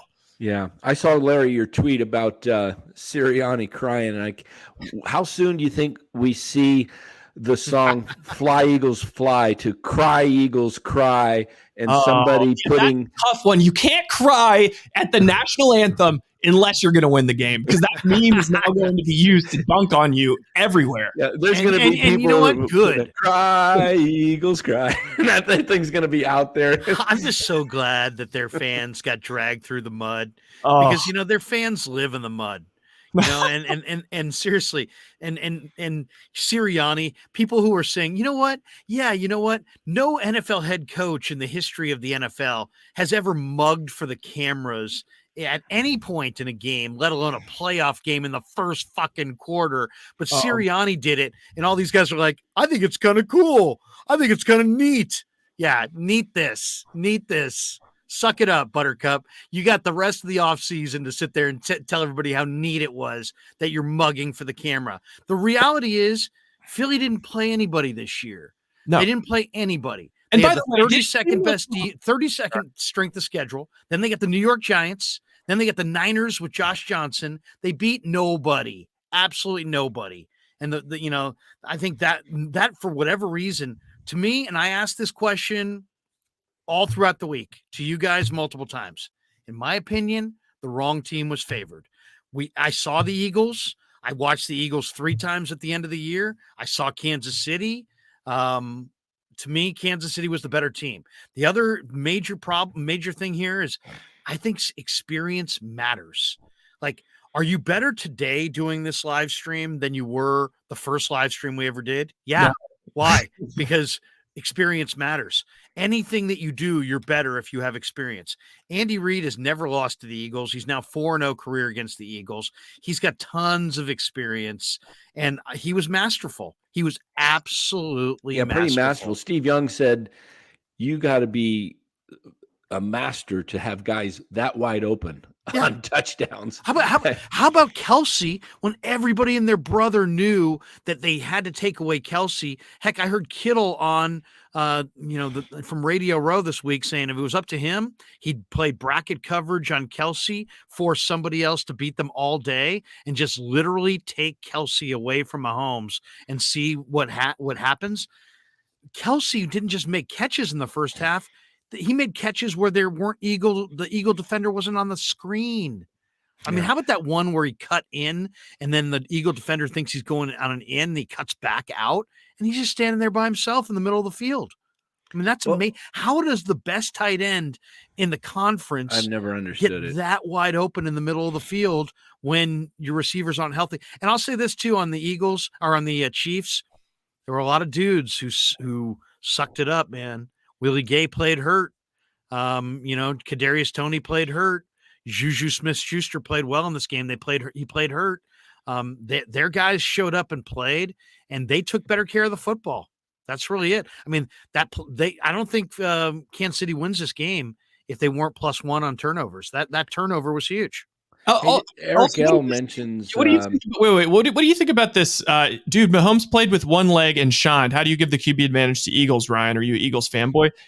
Mahomes was like 90%. Like I know that there was that moment where it looked scary, but he looked fine for the rest of the game. And even he sprinted. The guy runs the same 40 as Mac Jones. It's not like he's that fast. He's sprinting out there and he's fine. He made a 20. What was it? Was it a 25-yard run? Yeah.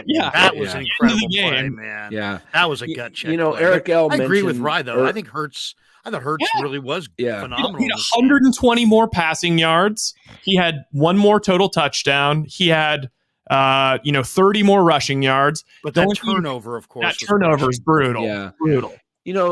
I'm just asking because it seems like Eric L. mentioned that the Eagles and the Falcons, the only teams to blow 10-point Super Bowl leads. Didn't the Niners, weren't they up by 10 on the Chiefs in 19? Sadly, they were. Yeah. So 3 teams. Okay, I thought it was 10. I can't remember the score, but I thought they were up by 10. Vicky Pellich with 8:53 left. I remember that was after the Tarvarius Moore pick, up 10 with the ball.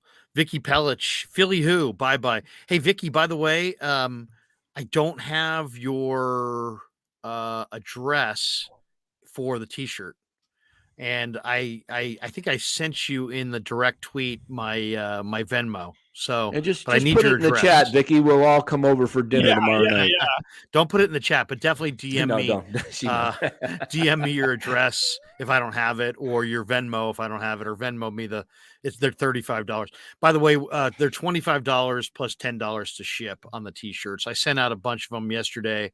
So a bunch of people will be getting them early this week, but if you want one, just DM me, and we're kind of handling it through Venmo if we can do it that way.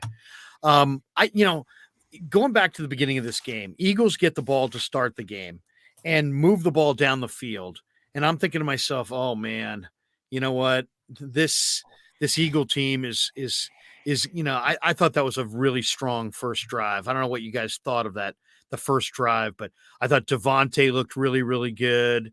And Boston Scott looked really good, and the Eagles were having success running it, and they kind of pushed Kansas City around. It was an 11-play, 75-yard drive, and then they pushed Hurts in on the quarterback. I can't even call that a quarterback sneak. What would you even call that play where they basically just rugby scrum it? I call it the Steph Curry free throw. Yeah, because it's automatic. By the way, in this game, Philadelphia converted 13 of 20 on 3rd and 4th downs. I kind of think that this is the wave of the future. This incredibly conservative nature that most NFL coaches have. You get to 4th and 1, time to punt. No, don't punt. Go get your scrum in there, call the quarterback, sneak, get some big boys behind him and just push them across. I mean, to me, it's just clear as day. You don't want to give your quarterback a concussion, but he's almost like the centerpiece in like a tug of war. You know what I mean? That's what it looks like. And it's like you push that, but I want to see the Niners do that. I want to see them go for it more on 4th down.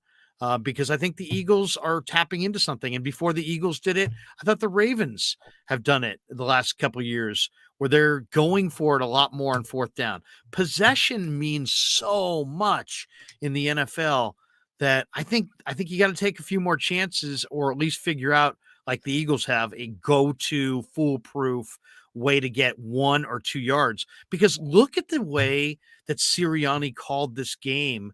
and not just game, but like manage the game on like second down. When they would cross midfield, his second down plays were so conservative. Why? Because he's thinking 4 downs. He's like, I got 3 downs to play with here. So to me, I think that if you really think 4 down mentality, like that you're going for it like most of the time on your opponent's side of the field, I think it could change. I think it could screw teams up because they don't know what to look for on second down because you're treating second down totally different than they think you are. And it's the mentality that it's different than just being like, okay, I'm going to today I'm going to go for it on 4th every time. It's like these guys have been playing this way the entire year. And at all times, it seems like they treat first down like first down, second down like first down, third down like second down, and then 4th down like third down. So they never like even get in this like stressful like 4th down mindset. It's just, they're so unstressed on like 3rd down because they just treat it like a second down. They're like, I'm cool with just getting 4 yards here and getting it to 4th and 2. That's cool. Puts a heavy emphasis on playing clean football and not making mistakes too. I mean, how about the time when they didn't call the timeout? I mean, that's the other thing. When you play this way, I don't want to call it money ball because it's obviously a different sport, but I mean, we're talking about analytics, using analytics and adjusting kind of the norms within the game. Did you see how angry Sirianni got at his own sideline when they had the delay of game penalty? Because he ain't calling the timeout. Shanahan's calling that timeout there, and maybe wasting it. Sirianni's like, I'll take the penalty and I'll preserve. But he ended up timeout. getting 3rd and 14. He got the first down, which was the play to Goddard that I was talking about. Goddard. That was just freaking amazing. That was one of the great plays. Yeah. One thing I wanted to kind of touch on, and I don't want to be critical of the whole thing with Kyle and all this, because I think Kyle's one of the top 3-4 coaches in the league. But when it comes to quarterback, I mean, they got pretty lucky with Purdy. I mean, Purdy's, very solid. But they passed up on Mahomes because they thought they were going to get Cousins.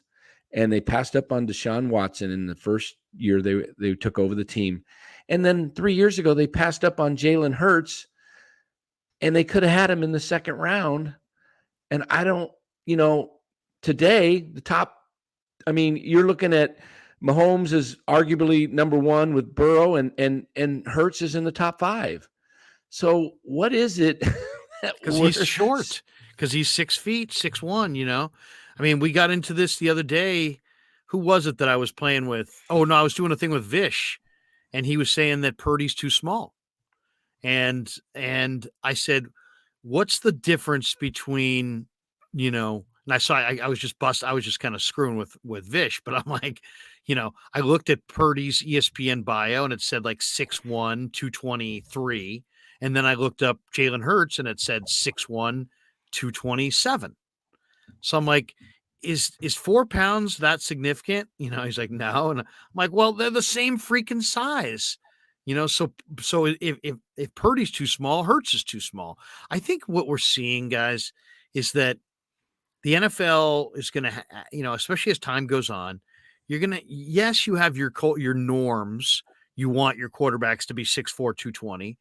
But what's more important is how do they move their college football team, and what kind of arm strength do they have, and how big are their hands, and their how fast is their 10-yard split, and how quick are they, and how competitive are they, and how accurate are they.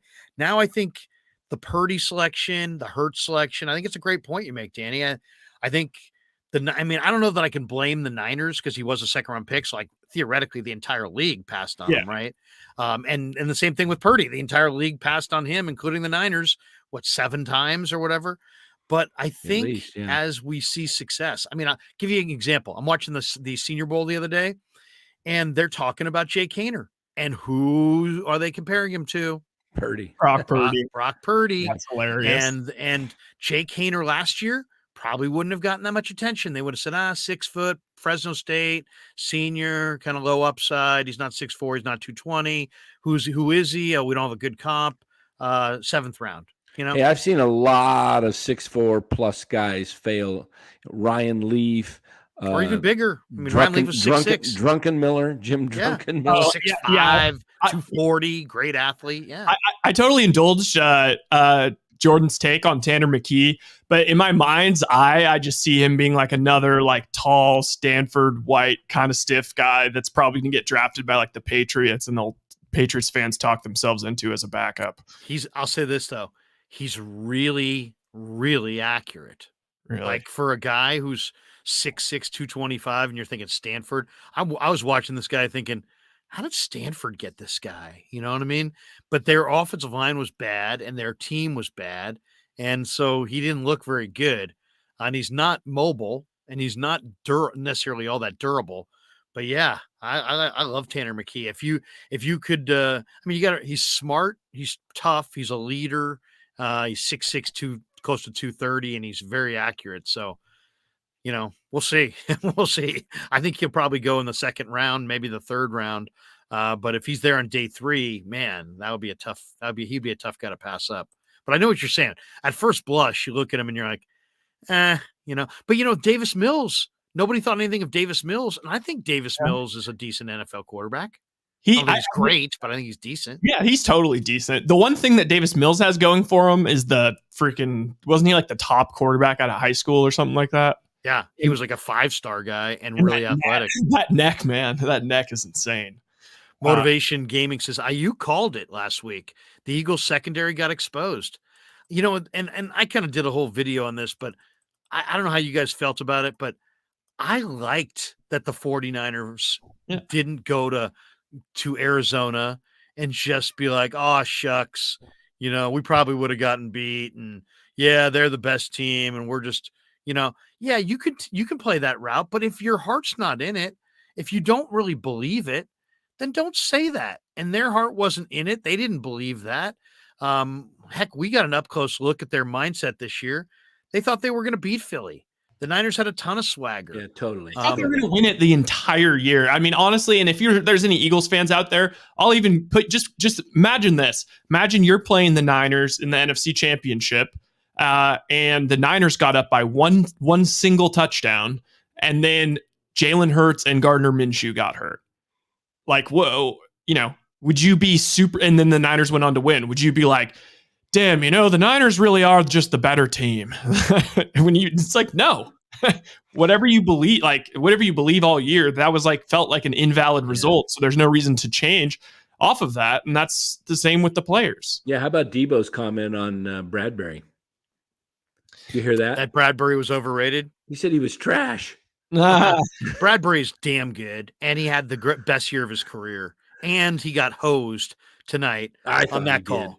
I still think he did. I mean, some people will say, well, he did grab the jersey. But you know what? In that situation, had the ball been thrown to where it looked like, it was 15 yards over his head. It's like, I don't know. I just hate seeing referees kind of dictate the outcome of the game. You know what, though? I don't really care at all because the Eagles got every call in that Niners game. Yeah, they did. Fan out there said, cry, Niners fans, cry. Yeah, it is. Who cares? I didn't really care who won. I just wanted my parlay to win. That was all I was cared about. Yeah, exactly. Oh, Larry, your mic's muted. Hey, GP2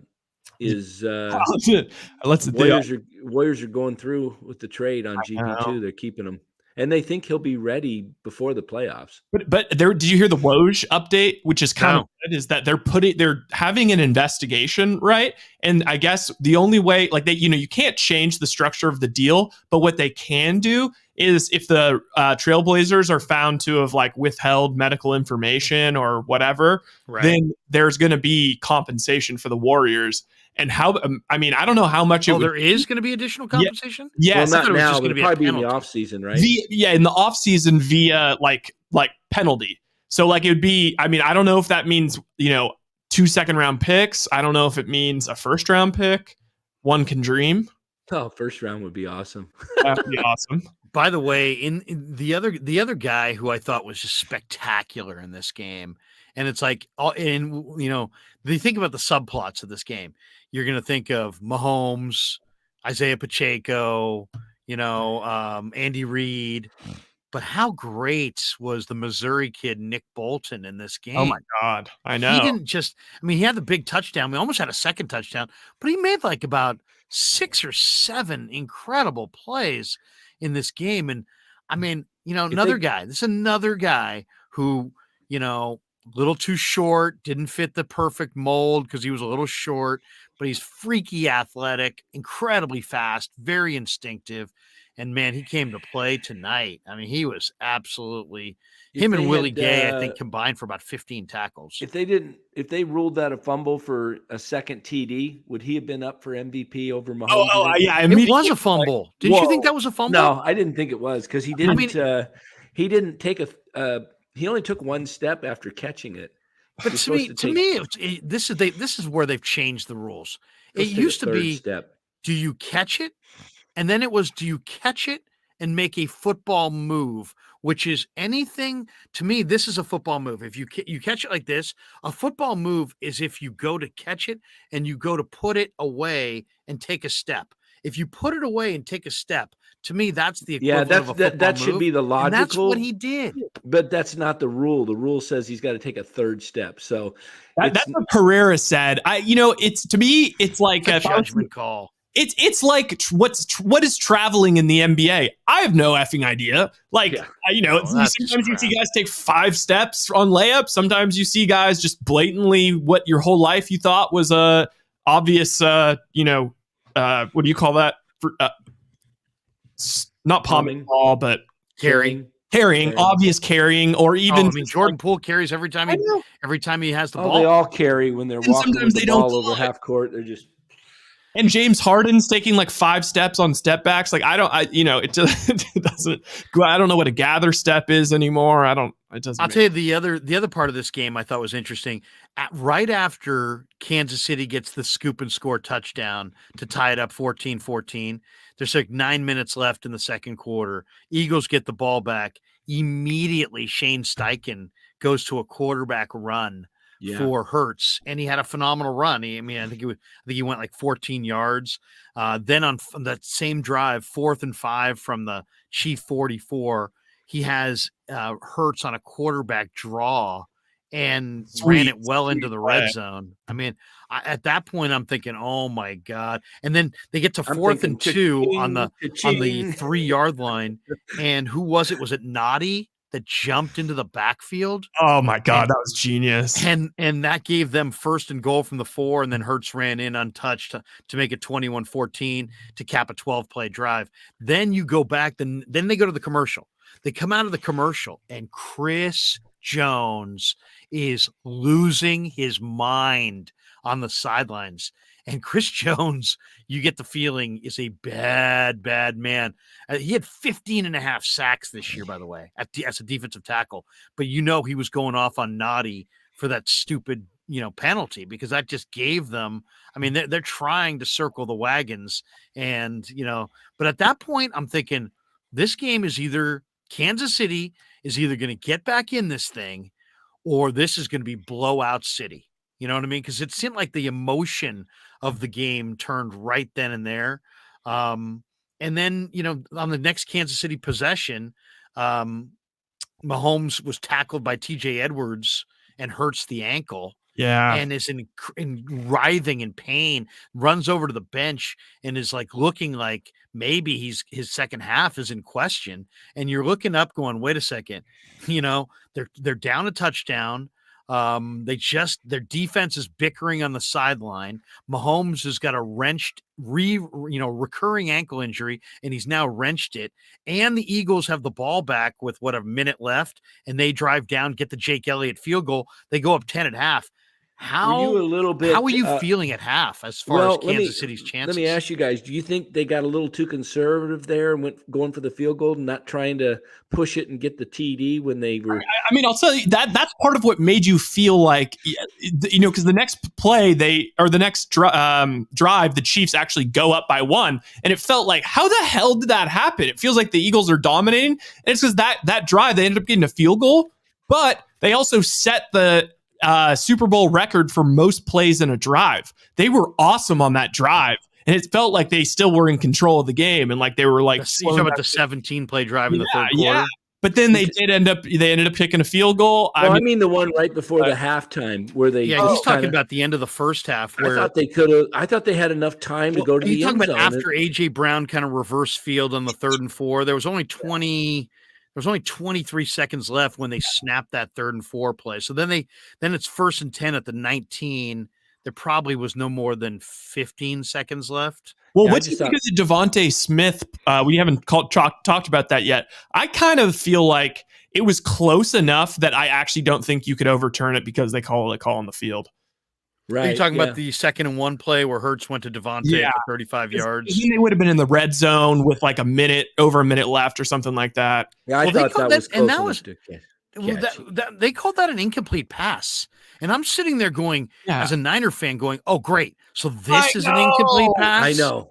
You know, to Devontae and they Smith. And not only that, they took all the time, right? They stopped the game from the booth, right? They stopped the game from the booth. First, they made sure to stop everything so that that Kansas City could get their substitutions off. So yeah, they gave a penalty for what? The penalty was on Kansas City for, was it hurrying up or something, or not allowing the proper time or something? No, it was something about like, because he went out of bounds, you had to like allow, or maybe I'm mixing up the two plays. Maybe I think that word. I think I'm confusing you further. Sorry about that.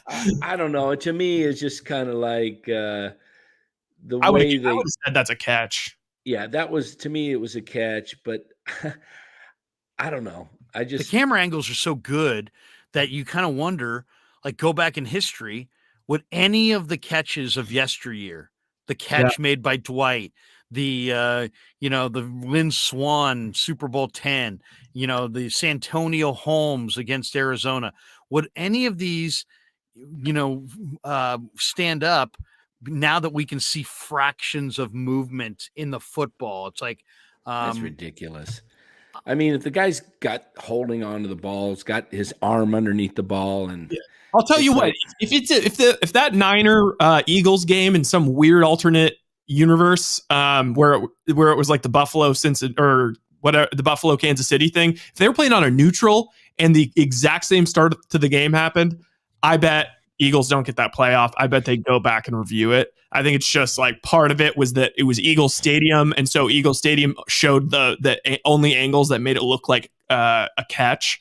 And then hey, another thing that really just ticked me off as just a football fan, I put a tweet out about it. The playing conditions of this field were atrocious.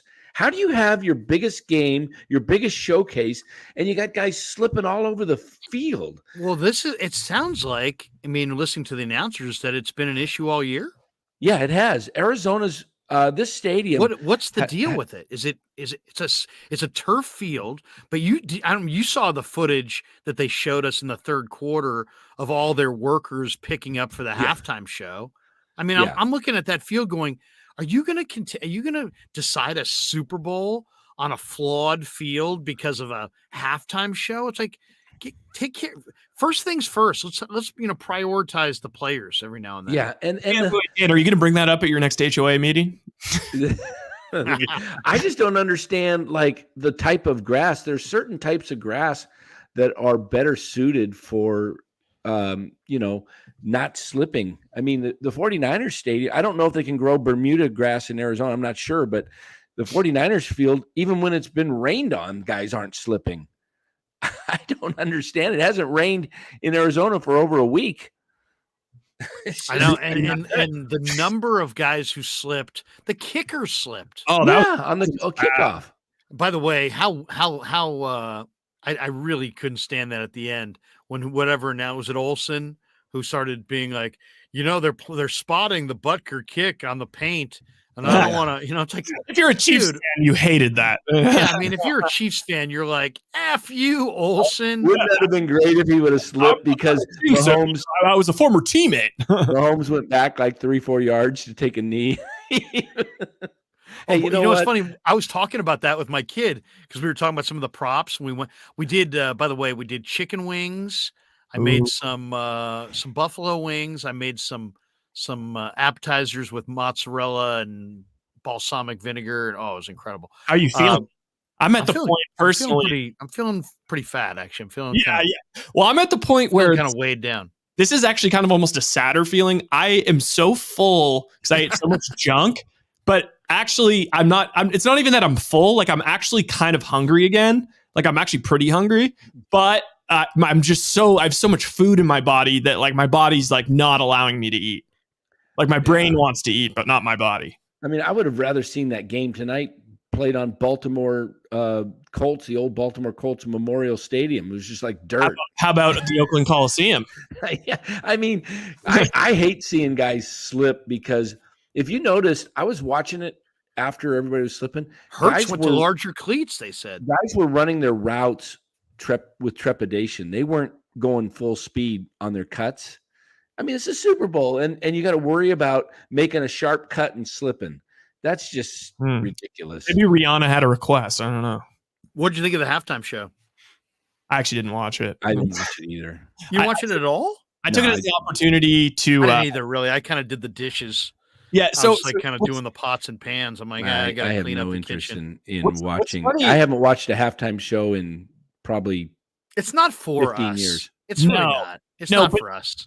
And so because I didn't watch it, I was out walking Ringo. And I actually put a timer up because they said how long the halftime show was going to be. So I was walking them until that timer went off. And then I had no idea what my friends were talking about in the group message because they were all like, this is going to start like they're like, the only thing I know is that there's going to be a whole lot more pregnant women fetishes out there. And I was like, what the hell? What are they talking about? And then at the end, I saw on Twitter that Rihanna like revealed that she was pregnant or something like that. I saw some highlights. Was she like up? Did they have her up on cables like 30 feet in the air?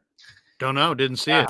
I saw something on Twitter. I don't know if it was. I didn't watch. And then I saw somebody make a comment that said, "If I'm gonna go on stage, I'm not going that high up." Baby can say when that baby is like 16 years old. Do you think they can put on their LinkedIn or their resume that they once performed at the Super Bowl halftime show?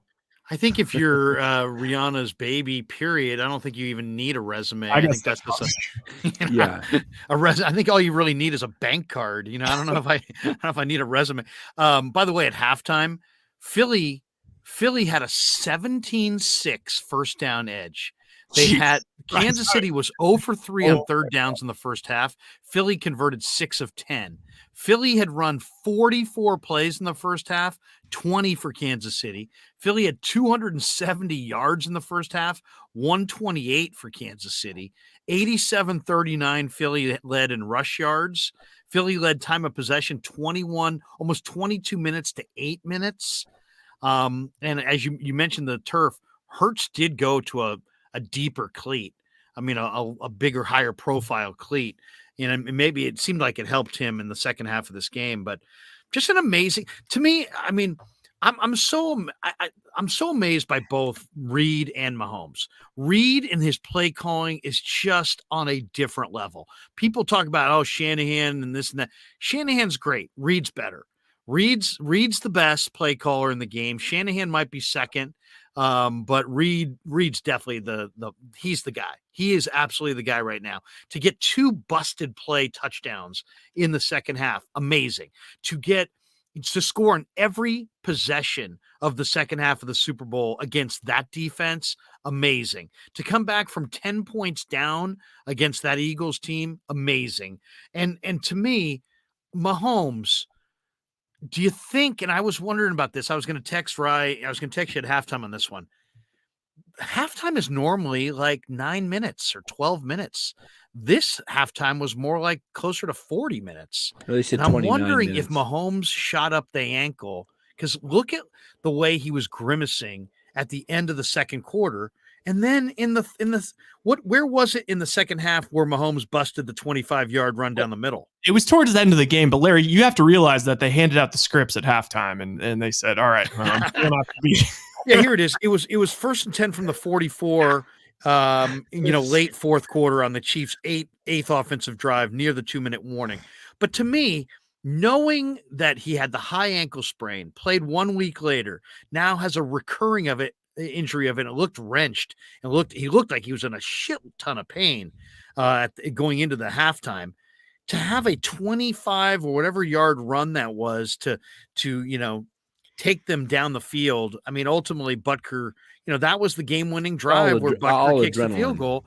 To me, that right there is when I think of Mahomes, I'm going to think of that. Adrenaline and Toradol. I mean, he whatever he had to do to get in a spot to play football. I mean, can they give him that? Can they? Unbelievable. Can the guy's an absolute Toradol. Definitely. You're just not supposed to do it that many times, I think. But it is one more, sort of similarity. You can kind of, as you're going along, it kind of get the vibe that, Patrick Mahomes, kind of the Steph Curry of the NFL. Now he's starting to do the Curry thing, which I hate. Personally, I hate when people make fun of. But since it's not my guy, we can kind of make fun of the guy, he hurts his ankles or gets some kind of injury. It seems like every playoff run or down every stretch run. He was hurt, if you remember, in the 2019 year when they won the Super Bowl. Like he hurt he got that high ankle sprain that was really bad, apparently.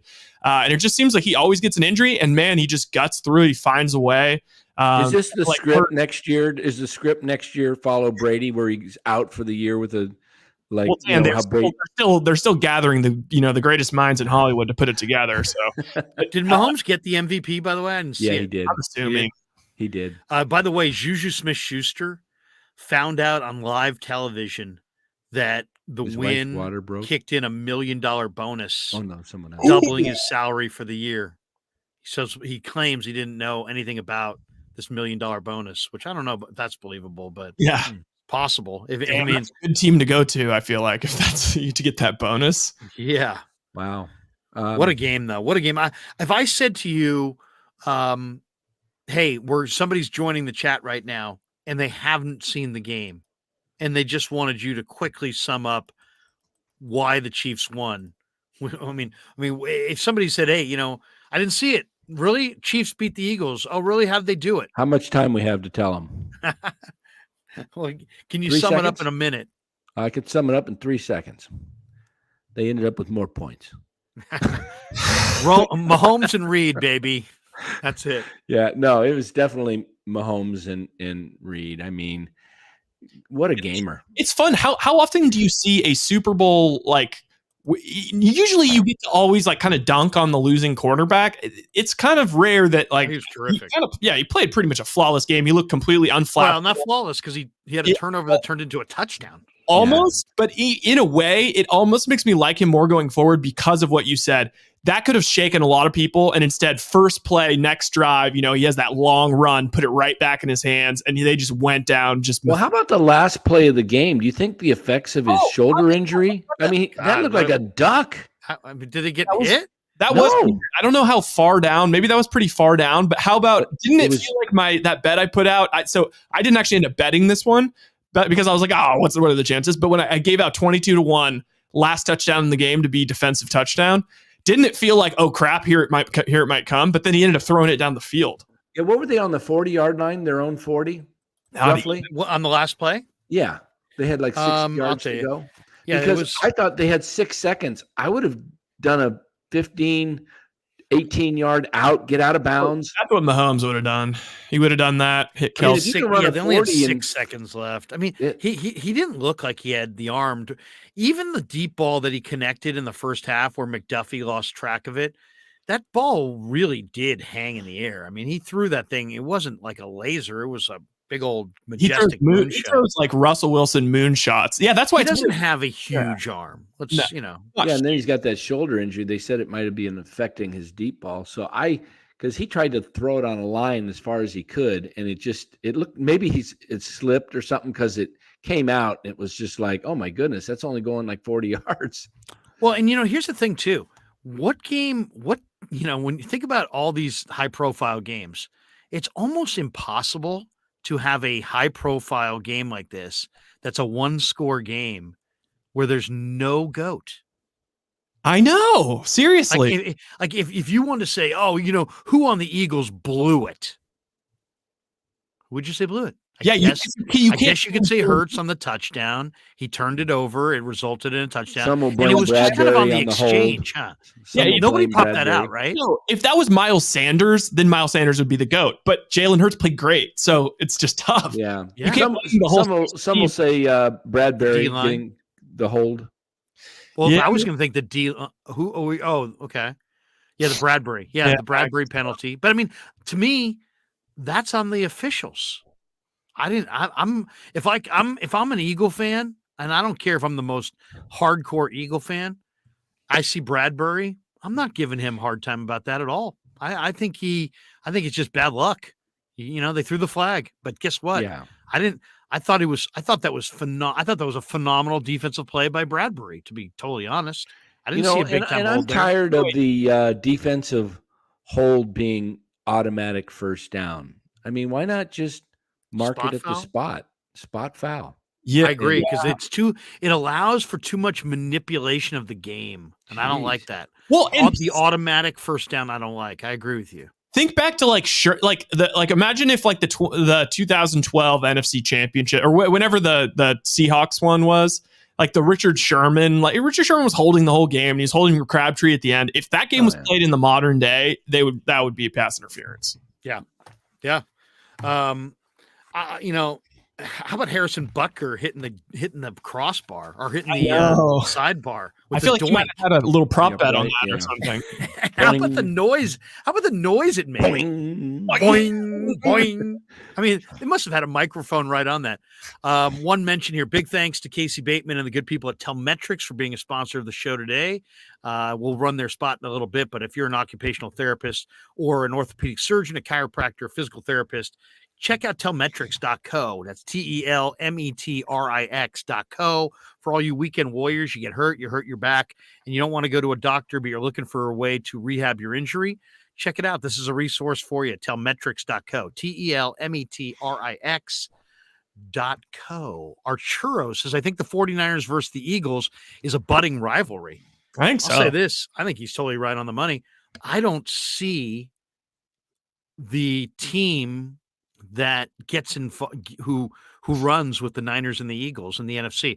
If I just said to you, give me a third team in the NFC that you think is going to be the team that somehow runs with the Niners and the Eagles, because I mean the Niners are loaded and the Eagles are loaded. Obviously, they got a lot of free agents, but Dallas seems like they're having problems, and now Mike McCarthy is going to be calling plays. I don't have tons of confidence there. A lot of teams don't have quarterbacks. Then you look at the teams that do. I mean, I don't know what to make of Green Bay. There's a hot rumor that Tampa wants Jimmy Garoppolo. Saints may get Derek Carr from what I'm reading this weekend. Carolina. I don't know. I mean, Atlanta, there's some speculation Atlanta may get a quarterback. Seattle, the Rams. I mean, I don't do who. If I said to you, the Niners, Eagles, and who in the NFC?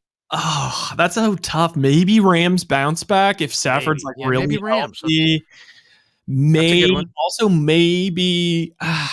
No, I'm not going to go all the way there with Detroit. No chance. But with Goff, but maybe Derek Carr if he goes to the Saints. I don't know. Maybe I think there was a lot of like wise guys that were on that team, and Dalton's really not all that great. Danny, who's if I say Niners Eagles are the class of the NFC going forward, I think we would all agree with that. Is there any other team in the conference that you look at and say, don't forget? Because I don't see it. I just don't see it. And maybe it will have to we'll see it after the draft, or maybe after and the free agent period. It kind of, as it stands today, I don't really see it. I don't know. Awesome. It's kind of like LeBron. Like this is what it was like to be like a Cavaliers fan when LeBron was there in the East, or like Patriots fans getting to be in the AFC East and always just like, basically just being gifted into the second round of the playoffs every year. That's what it kind of feels like with just the Niners and the Eagles. They really are just a cut above. It would have been. I nice said maybe Rams, but that's a little bit. It's a total maybe. It's kind of like if Les Snead can have awesome drafts because their cap situation is kind of screwed. I don't know. I mean, I'll say this. I kind of think if Atlanta got some improvement, another good draft, and they found a quarterback. Maybe Atlanta with Mike Smith could get some, or Arthur Smith. I mean, could get something going. Well, it's going to be a fun off season because see where the quarterbacks go. I'm curious to see where Rodgers ends up, Garoppolo, David Carr. Wait, you know what? I can just pull up odds right now. Oh, that's what I'll do. Yeah, take a look. Wink Woe says, Krug, your opinion, do the 49ers win tonight if they made it?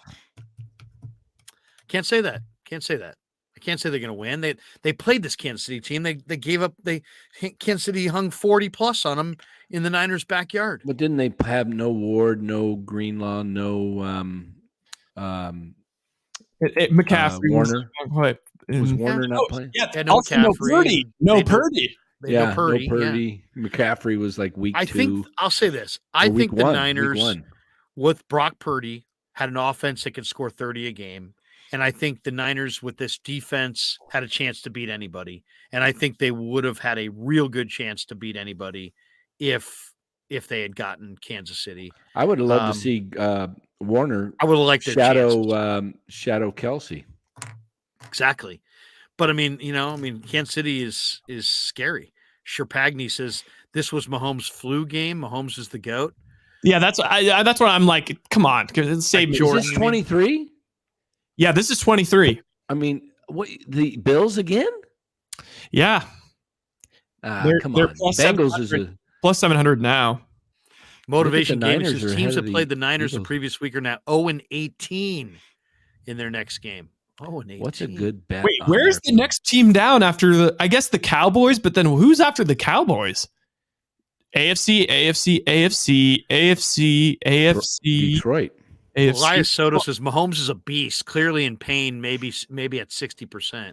I mean, Mahomes, I don't know. All I got to say is he looked fine. I'll say this. Mahomes is great and Reid is great. Yeah. Reid wouldn't be as great without Mahomes. Mahomes wouldn't be as great without Reid. If Reid hangs it up, Mahomes won't be on the same level. I really believe that. I think Reid is a big part of this. Unless Mahomes is still spectacular. If Mahomes absorbs it all like the way I feel like Brady obviously wouldn't be the same without Belichick, but I do feel like he was there for so freaking long, and he was like just so many like film sessions with he could speak the same language as Belichick, and they kind of had a mind meld. And I feel like because of that, he was able to walk away at like 40, and then he had it all in his head and then went to Tampa. I feel like that's like the kind of thing. If they're together for another like 6-7 years, and then you're telling me Reid's gone, did you hear Terry Bradshaw on the did you see that? Hey, Andy, get over here. Waddle over here. Did you hear him say that? He said that. He's like, I've been taking care of my Jesus, Bradshaw. I've been taking care of my grandma, and she's like she's starting to lose it a little, losing everything. That's what I feel like Terry Bradshaw's out there. The guy, seriously, Bradshaw? Either Bradshaw's rich as hell, he doesn't care, or he's losing his mind. You're saying to one of the great coaches in the NFL in a moment that's going to be remembered for historical purposes, and you say, Coach Waddle over here. Could you imagine? Yeah, it'd be one. Reid should have dropped his ass. It'd be one thing if it was Jalen Waddle and it was just a bad joke. I think this super chat. What if it was Parcells? What do you think Parcells would have said if he had said Waddle over here? Hey Terry, stick it. Archer says, you guys think the Niners 2019 pass rush played better in the 2019 Super Bowl against Kansas City than the Eagles pass rush tonight against the Chiefs? Chiefs had a bad offensive line back then, though. What's that? Chiefs didn't have a very solid offensive line back then. I'll say this. No. If there was some aspect of this game that surprised me, it was the Chiefs offensive line. Mm-hmm. I did not. Didn't you guys expect that Brandon Graham, Sweat, and Reddick would make some noise off the edge? They made no noise. Yeah. Was Reddick even out there? They had him flustered a little bit up to that time where even like that play where he ended up hurting himself, like he's like 2 yards. He was just trying to make something happen. But I feel like because of the way the rest of the, next couple of possessions went, it was fine. Did you see was it Wiley who plopped down? There was one play where the Eagles right tackle blocks the left defensive end who goes to the ground, and then the Eagle offensive tackle just just basically laid on top of him? Did you Yes, see there that? was a few things like that. Also, another thing that Jesus. I forgot. I had one more thing hypocritical to bring up, and why I saved me on the Eagles tears at the end of the game with that call. The punt. Remember who was it that it was Jordan Mason that got pushed into the punter, and then the punter just flopped. In this game, the Eagles guy totally checked the Townsend, the Kansas City punter, like hit him with his shoulder, but he just never flopped. Like, it's like he just wasn't expecting it, and it wasn't in his mind to flop. But if he flopped, that's a call, and it was just as bad, if not worse, than Mason. So save it. Overall, I think you could say that, Kansas City has Dave Taube is one of the great special teams coaches. Kansas City outplayed him on special teams, right? Wouldn't you say? I mean, Kansas City beat Philly on special teams. I thought Kansas City's offense beat Philly's defense, but I think Kansas City's defense lost to Philly's offense. And that's how I had it handicapped. That's why I was predicting 35-31. I thought, it's going to be a shootout, and then I'm taking Mahomes just because I'm taking Mahomes. I'm going to take Mahomes in Kansas City in a shootout. Then I just had to kind of find the numbers and hope it worked out. I'm glad I cashed, because last year I think I took the Bengals on the money line, and it obviously didn't work out. Yeah. Bengals got to be pretty good though. Bengals really, they had Mahomes on the ropes. Yaffe says, "Hey Larry, do you agree Eagles fans are underrated climbers?" I think Eagles fans are tasteless. Wait, is he talking about like how they grease up the poles and stuff? Yeah. There'll be no greasing this year. Yeah. I mean, if they could climb them with the grease, they are pretty underrated climbers. I mean, okay. The Philly fan is verbal and they're passionate, and I love that, right? And if I was an Eagle player, I'd love it. And and passionate and all in for your team is really cool. It's when they start getting, it's this New York City insecurity complex that they have, and all the anger and all the vitriol and all the verbal abuse and all the kind of trashy things that they do, and booing Hall of Famers and booing Walter Payton Man of the Year award recipients and booing nuns and luxury boxes. And, it's like they take it too far. And it's just like, it's just kind of it's not like, there's nothing endearing about the Philly fan, at least to me. I think when I hear my friends who do Northeast, media, whether they're be in New York or Connecticut, Boston, Philly, they always refer to the fans in this way, like Philly fans, like there's like an endearing quality. Like, yeah, they're they're rough around the edges, but man, you got to love them. I don't know if you got to love them. To me, they seem kind of crude, crass, kind of low grade. And just kind of, I was really glad that they got their comeuppance. I'll tell you another thing that was really cool, and Ryan and I could appreciate it a little bit more from covering the 49ers for an international affiliate today, was all the scenes from around the globe when they were showing, hey, here's all the Chief fans in Munich, and they're doing like the tomahawk chop, and here's all the fans in London, and here's all the fans. We didn't even touch on that. I forgot that's the ultimate. They might be going for the. Okay, should we bet on Philly to win the East and lose in the finals? Because I asked Grant Napier about the Sixers, and he's like, they ain't going anywhere. But how epic would it be if all four major cities, like they pulled the reverse, like Boston, or whoever did that? They just runner up and everything. Also, by the way, another gripe I had. Let's just also remind everyone that Christian McCaffrey had 100 more rushing yards than Miles Sanders this postseason. And actually, Miles Sanders was 40 yards behind his own teammate, Kenneth Gainwell. So you can go shove that all pro up your ass. Hey, Rye, I sent you something funny on Twitter. This could be a great ad for the California, against the gambling. The effects of gambling. There's a congressional movement afoot to try to ban all advertising on gambling sites. I mean, you think you want to see a battle royale, you want to see a war, between over political agendas. Oh my God. Can we play pushback, the somebody's lobbying post efforts on both sides are Twitter? going to be fierce. Well, let's be real. California's going to get completely bailed out, just like they did when they legalized marijuana. Even though people were against legalized marijuana forever, it's been a freaking cash cow and a godsend for all the money it's bringing in. Gambling's going to do the same exact freaking thing. All these. Are we allowed to play somebody's Twitter post? Well, I don't know because it has the game in it. Oh, yeah. There's Even no sound in the background. It's just video. There's no sound on the game itself. It's hilarious. Let's attempt not to demonetize the entire show in one swoop. Yeah. Wink Woe says, Krueg, didn't you call Purdy getting hurt due to size, and you still think it won't happen again? I didn't say he was going to get hurt due to size. I don't think there's that much difference between the size of Purdy and the size of Jimmy. I mean, what are we talking about? Draymond Green's 6'8" and plays 6'10". Why? Because he's got long arms. Brock Purdy's 6'1" and 223 pounds. Jimmy Garoppolo's 6'2" and 225. I mean, they're literally the same guy. I mean, Hurts also. I know, like, you made that Hurts point. There, it is true though. I saw some people in the chat being like, Hurts. It is true. Hurts is kind of like built like a brick shithouse. Like he's built a little bit like Debo. He's got crazy leg strength. Yeah, everyone was saying legs of any quarterback ever. He squats 600 pounds. Like he is he's a little different just in that way.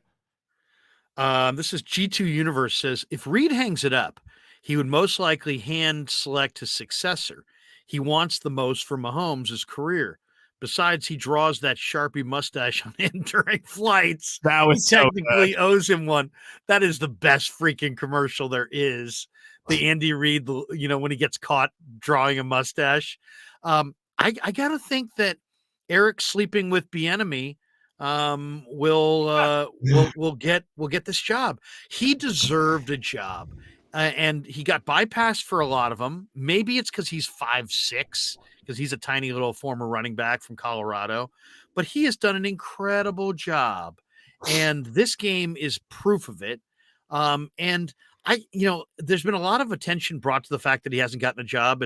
But I get the sense, and I don't know, I have no sources on this, but I get the sense that he wants a job, but he also knows he's got a great job. Yeah. And I don't think he wants just any job. And so I think he's kind of let that be known that, hey, I want a job, but I don't want just any job. And I don't think teams like being turned down once they offer head coaching positions. I think it makes them look bad. It makes their franchise look bad. So I think Bieniemy quietly is either been waiting for a perfect job or for Reid to retire. Yeah. Maybe he's George Seifert and Reid wins his third and Bieniemy takes over with Mahomes in his prime. And maybe Reid, is going to reward, maybe Andy Reid's been doing this a while. Maybe Reid is going to reward Bieniemy's loyalty and effort by walking away from Mahomes, kind of the way that Walsh walked away from Montana, where there was still more there. There was still more meat on the bone. There were still more championships to be won. But he was like, you know what? I'm going to hand that to George Seifert. And then Seifert won a title.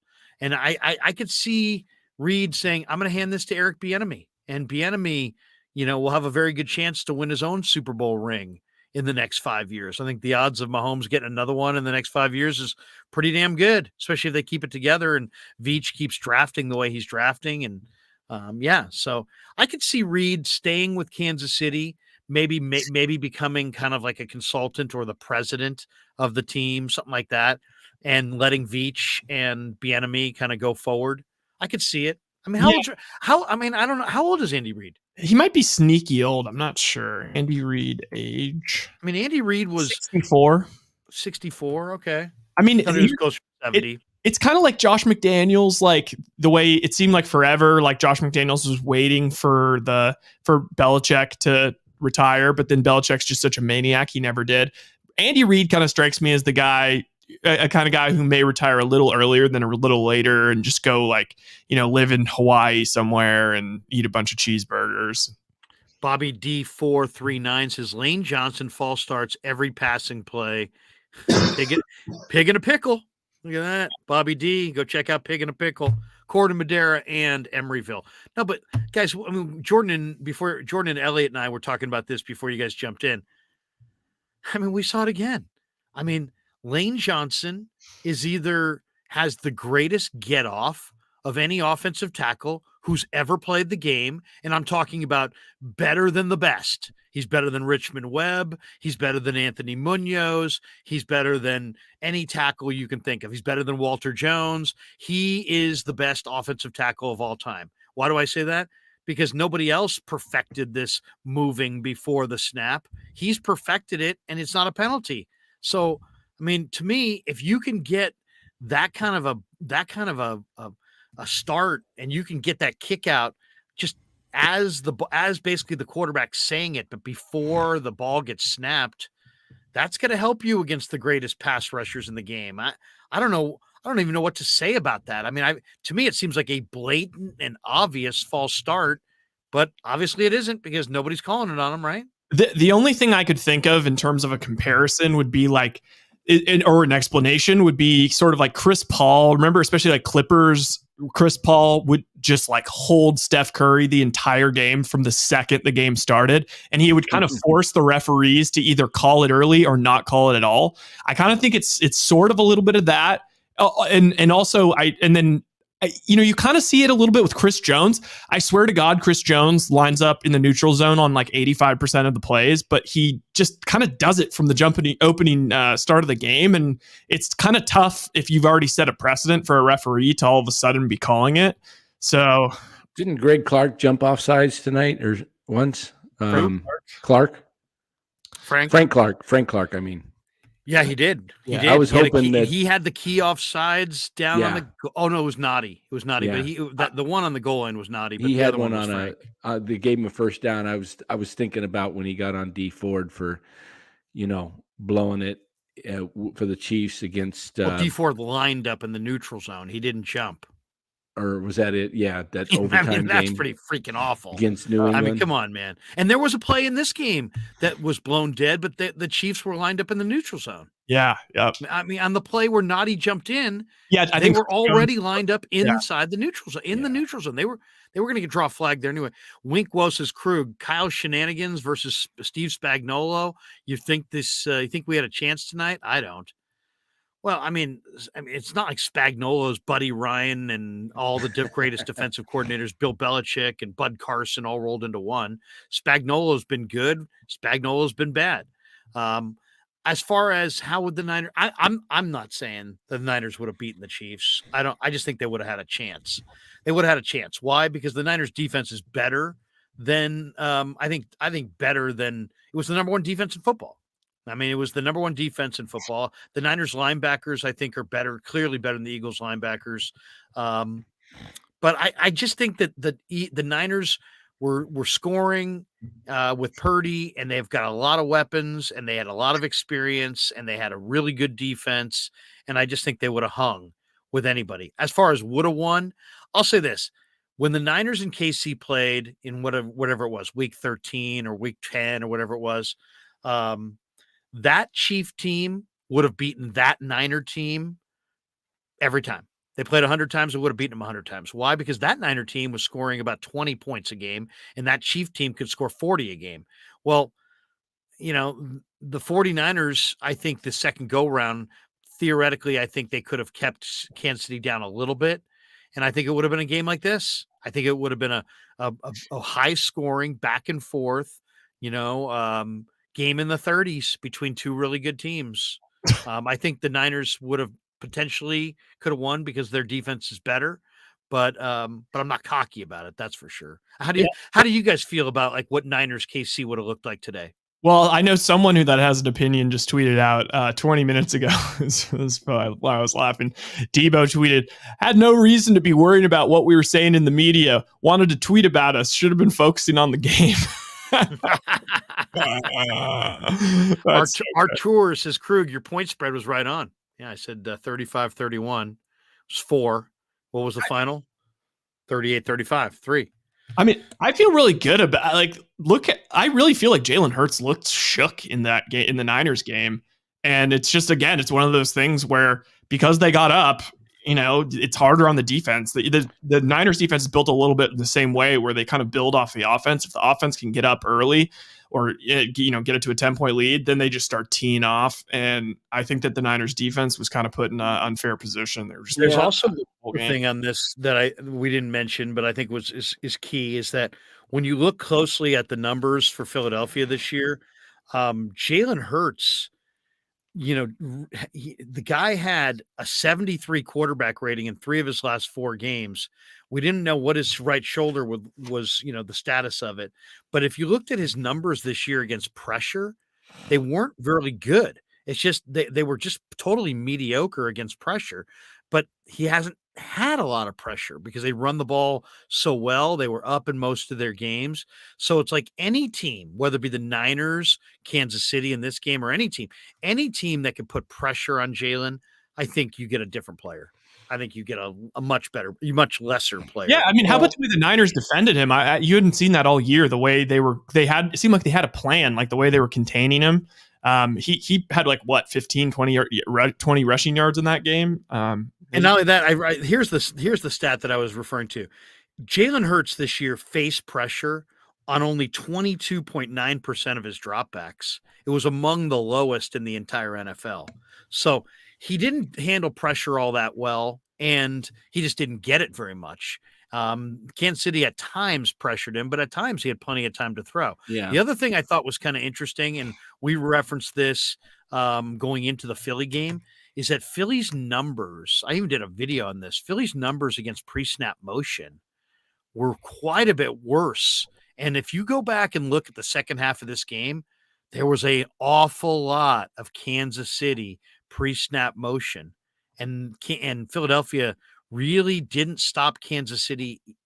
They forced them to kick a field goal once, but they really didn't stop Kansas City much in the second half of this game. And I wonder how much the pre-snap motion factored in. Yeah. The field. They should have been fresh, man. They should have been getting after him. Seriously, because they had a huge time of possession advantage. His defense impressed me because of simply conditioning. Conditioning was incredible. I'll say this, Totally. and I'm going to have to get running. I haven't been feeling that great today. Got a head cold going, but you've got a 6-team parlay cold. Yeah, yeah. Is anyone ready for San Francisco Giants baseball, Danny? See how he's trying to lure you in there? Let's do Giants live stream. But I'll say this about in closing, what makes sports so great is we could talk till the cows come home, but you never know what would have or could have happened. It's just we talk about it and we say, could the Niners have beat the Chiefs, this, that. The one thing that I will say that hopefully comes out of the Niner loss to the Eagles is that Kyle becomes more aggressive with timeouts in a key situation. I mean, had he called timeout on that play where Devontae didn't catch it, we may be talking Niners title right now, because the ball would have been 0-0. Momentum shifted. Niners possibly go down and score. Yeah, score. So that's the thing about sports. You never know. But the bottom line is the Chiefs are the champs, and you can't take it away from them. Congratulate them. They won. And they beat a Philly team that was damn good, that played a damn good game.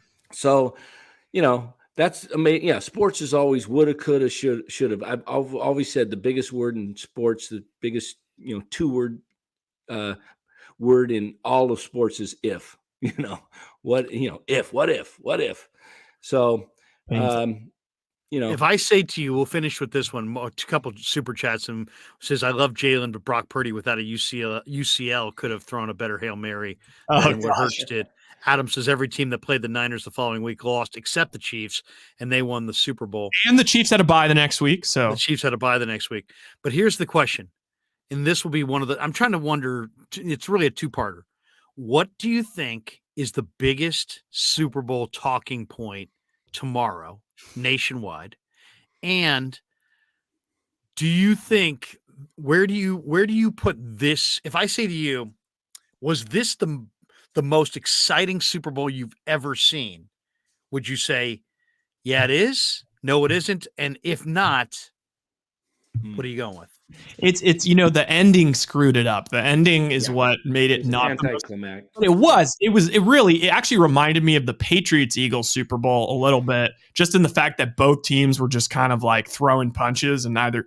But I'll have to say that I think the Eagles beating the Patriots was the best Super Bowl, mostly because The Philly thing. Yeah, Philly there's enough freaking people that get down on the Falcons for that that loss. That was more just like crazy. I like it when both teams play really well and it comes down to the very end. And so that would be my favorite one. And what was the other question? Well, what was your favorite? What was the most exciting Super Bowl of all time? And what do you think will be talked about in the? And what's the biggest talking point? Yeah, like what's the? Will people be really hammering the penalty and Bradbury and that whole thing? Will be a gigantic refs fucked us kind of a conversation? I know it will be in Philly, but I mean, what do you think nationwide? The big takeaway will it be about Rihanna? Will it be about officiating? Will it be about Mahomes? Will it be about Reid? It's going to be about Mahomes and a little bit of Reid, but everyone's going to turn into Chris Collins. Oh man, look at that Mahomes! Look at all people playing on one leg. Oh, like it's going to be pretty brutal. Yeah. I think it's going to be actually a little boring.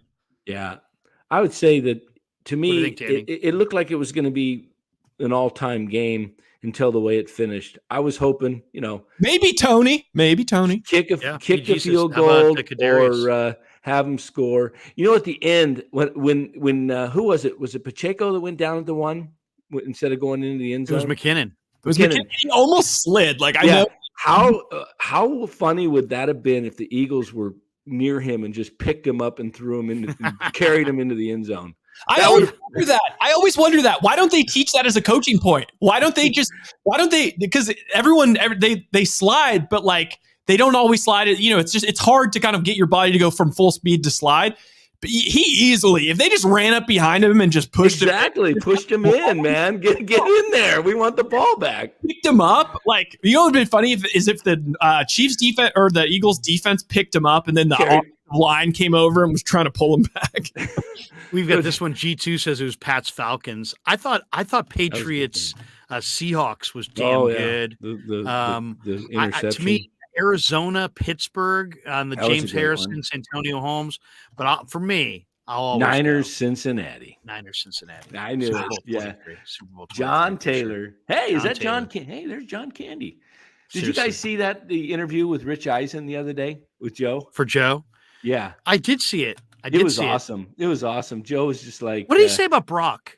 I missed that part. He thinks that they can win a Super Bowl with Brock. Interesting. Yeah, but he was funny. He said something weird. Like, didn't he say to somebody that they should bring Jimmy back? Or at least he thinks that Jimmy would be the guy that's actually won the most. Is he really that salty still about like the Steve Young thing? Like, is it like he has so much PTSD that just any guy that's like been good and maybe he's just down because they're both maybe he's got Dan Cochimilio disease. Maybe it's it's Italian. It's the Italian thing. There you go. Yeah, that's right. It's one Italian back in another Italian. Right. Otherwise, I mean, come on, Joe. I mean, you don't think that Purdy is better than Jimmy? I mean, come on. Or at least a better option at that price point. That's like the other thing is you can bake in a huge price point. That's where it's like, gee, what are we talking about here? Hey guys, I'm gonna bow out, but you guys finish. You guys have a good night. We doing Warriors tomorrow night, or absolutely a little giant preview. Little off-season talk, little Warriors talk. What time's the game tomorrow? Do we know? Should be about 8 o'clock, I think. Let's check that Warrior scoreboard. By the way, the Warrior trade for GP2 has gone through. It is official. Yeah. They have to win tomorrow. That's a must. You have to beat the Wizards at home. I'm sorry. Yeah, 7 o'clock. 7 o'clock. Yeah, so tomorrow night after Warriors Wizards, we'll do a little. Warriors are 4-point favorites, by the way. Only 4 at home. 4 against the Wizards. Yeah. So, hey, tomorrow guys, night, Danny. I'll see you guys. Thanks. Alrighty. Dan Coach Amelia. The Warrior thing is official for those who were asking about it. Somebody was asking earlier, hey, what's the deal? What's the deal? Are you surprised that they stayed with the trade despite the fact that we don't really know when GP2 is going to play? And does that make you think at all, Rye, that maybe the motivating factor was more about the money offload than really getting this particular piece of the puzzle? It's so it just the whole thing doesn't really make sense to me. So I'm trying to give them the biggest benefit of the doubt possible, which is maybe Peyton's actually not as bad as they're saying. Maybe they kind of made that big stink about the 3-month thing to really get the NBA to investigate. And almost in that way, they're kind of hedging their bet where if Peyton is actually not that bad and maybe he only takes a month to come back, then it's all good. It's all gravy. The trade was still worth it. But if it does end up taking that long, then probably that also means that the NBA will, find some sort of like pretty good compensation that's going to come back to the Warriors. In which case, like if that's a first-round pick, that's pretty sweet. Yeah. All right, man. Good stuff. 2.5 hours, roughly 10 o'clock. Let's call it quits right here. Rye, we'll see you tomorrow night for a little post-game Warriors Wizards. Good season. All right, man. Have a good one. I'm just going to play a few spots here and then head out. All right. Have a good night, man. All right. The great Rye Smith and Dan Cochimilio. And we got this one. G-Code Travels Vlog says, with the Lakers trade moves, which team would the Lakers take over in playoff standings? Would the Warriors lose to the Lakers? Would the Warriors loss to the Lakers be concerning? Is our Golden State Warriors a play-in team? Well, I think they are a play-in team. I do. I think there's a very good chance the Warriors could be in that play-in thing at the end of the year. I think they'd love to be the 6th seed, but I don't know if Golden State's going to be able to get the 6th seed, especially now that this trade doesn't sound like GP2 is going to play during the regular season. So I would say the Warriors, if you made me say right now, where do they finish? I'd say 7. I'd say the 7 seed. And do the Lakers get in? I don't think so. I don't think the Lakers get in. We'll see how it goes. They got a better chance now. I like the deals they made. Pelinka definitely made a couple of really nice additions. I love Jared Vanderbilt. I love Rui Hachimura. Definitely think the Lakers are better than what they were earlier this year, but it's going to be close. I'm telling you, down the stretch, this is going to be like a pennant race in the NBA because Pelicans are getting healthy. Warriors are trying to make a run. Bunch of teams are going to make a run. I mean, who's going to slide?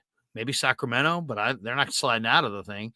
So, it's going to be very competitive. I would say there's about 7 teams in the NBA in the Western Conference that are all right there that it could go either way. And there's no guarantee how it's going to go. I mean, look at it. You got Denver, Memphis, Sacramento, Dallas, Phoenix, Clippers. Those are the top 6 teams.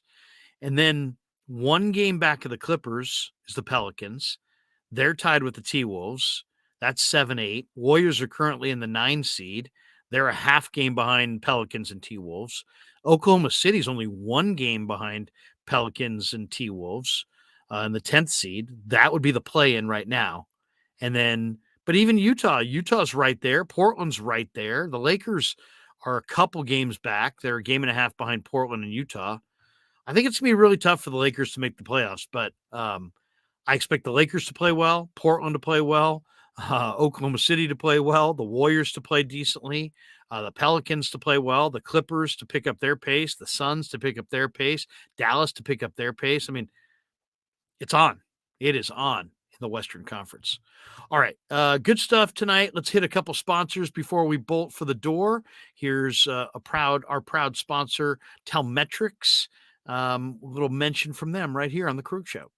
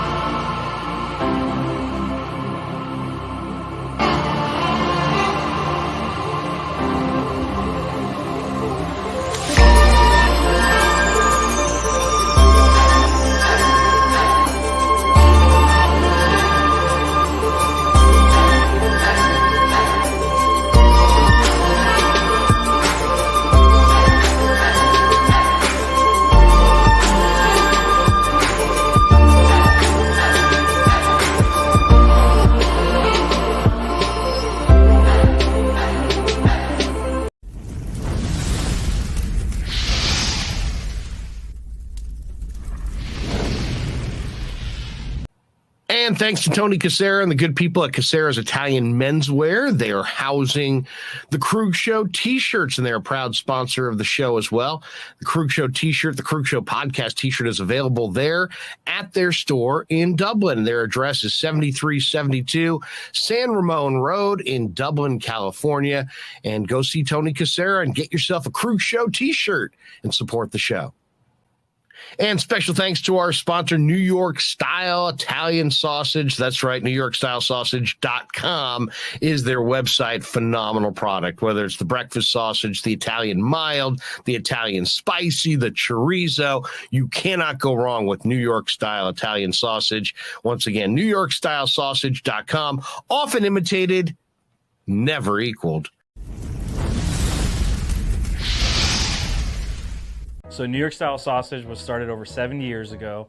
We are the largest producer of fresh Italian sausage on the West Coast. What makes our sausage in New York style is really the recipe came from back east, from New York, from Connecticut.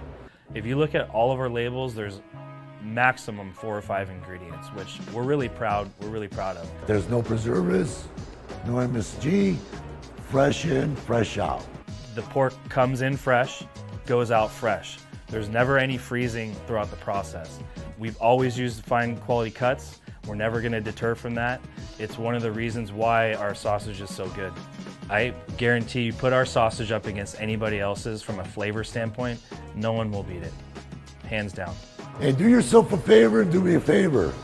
Go buy a package of the New York style Italian sausage. Guaranteed you will love it, guaranteed.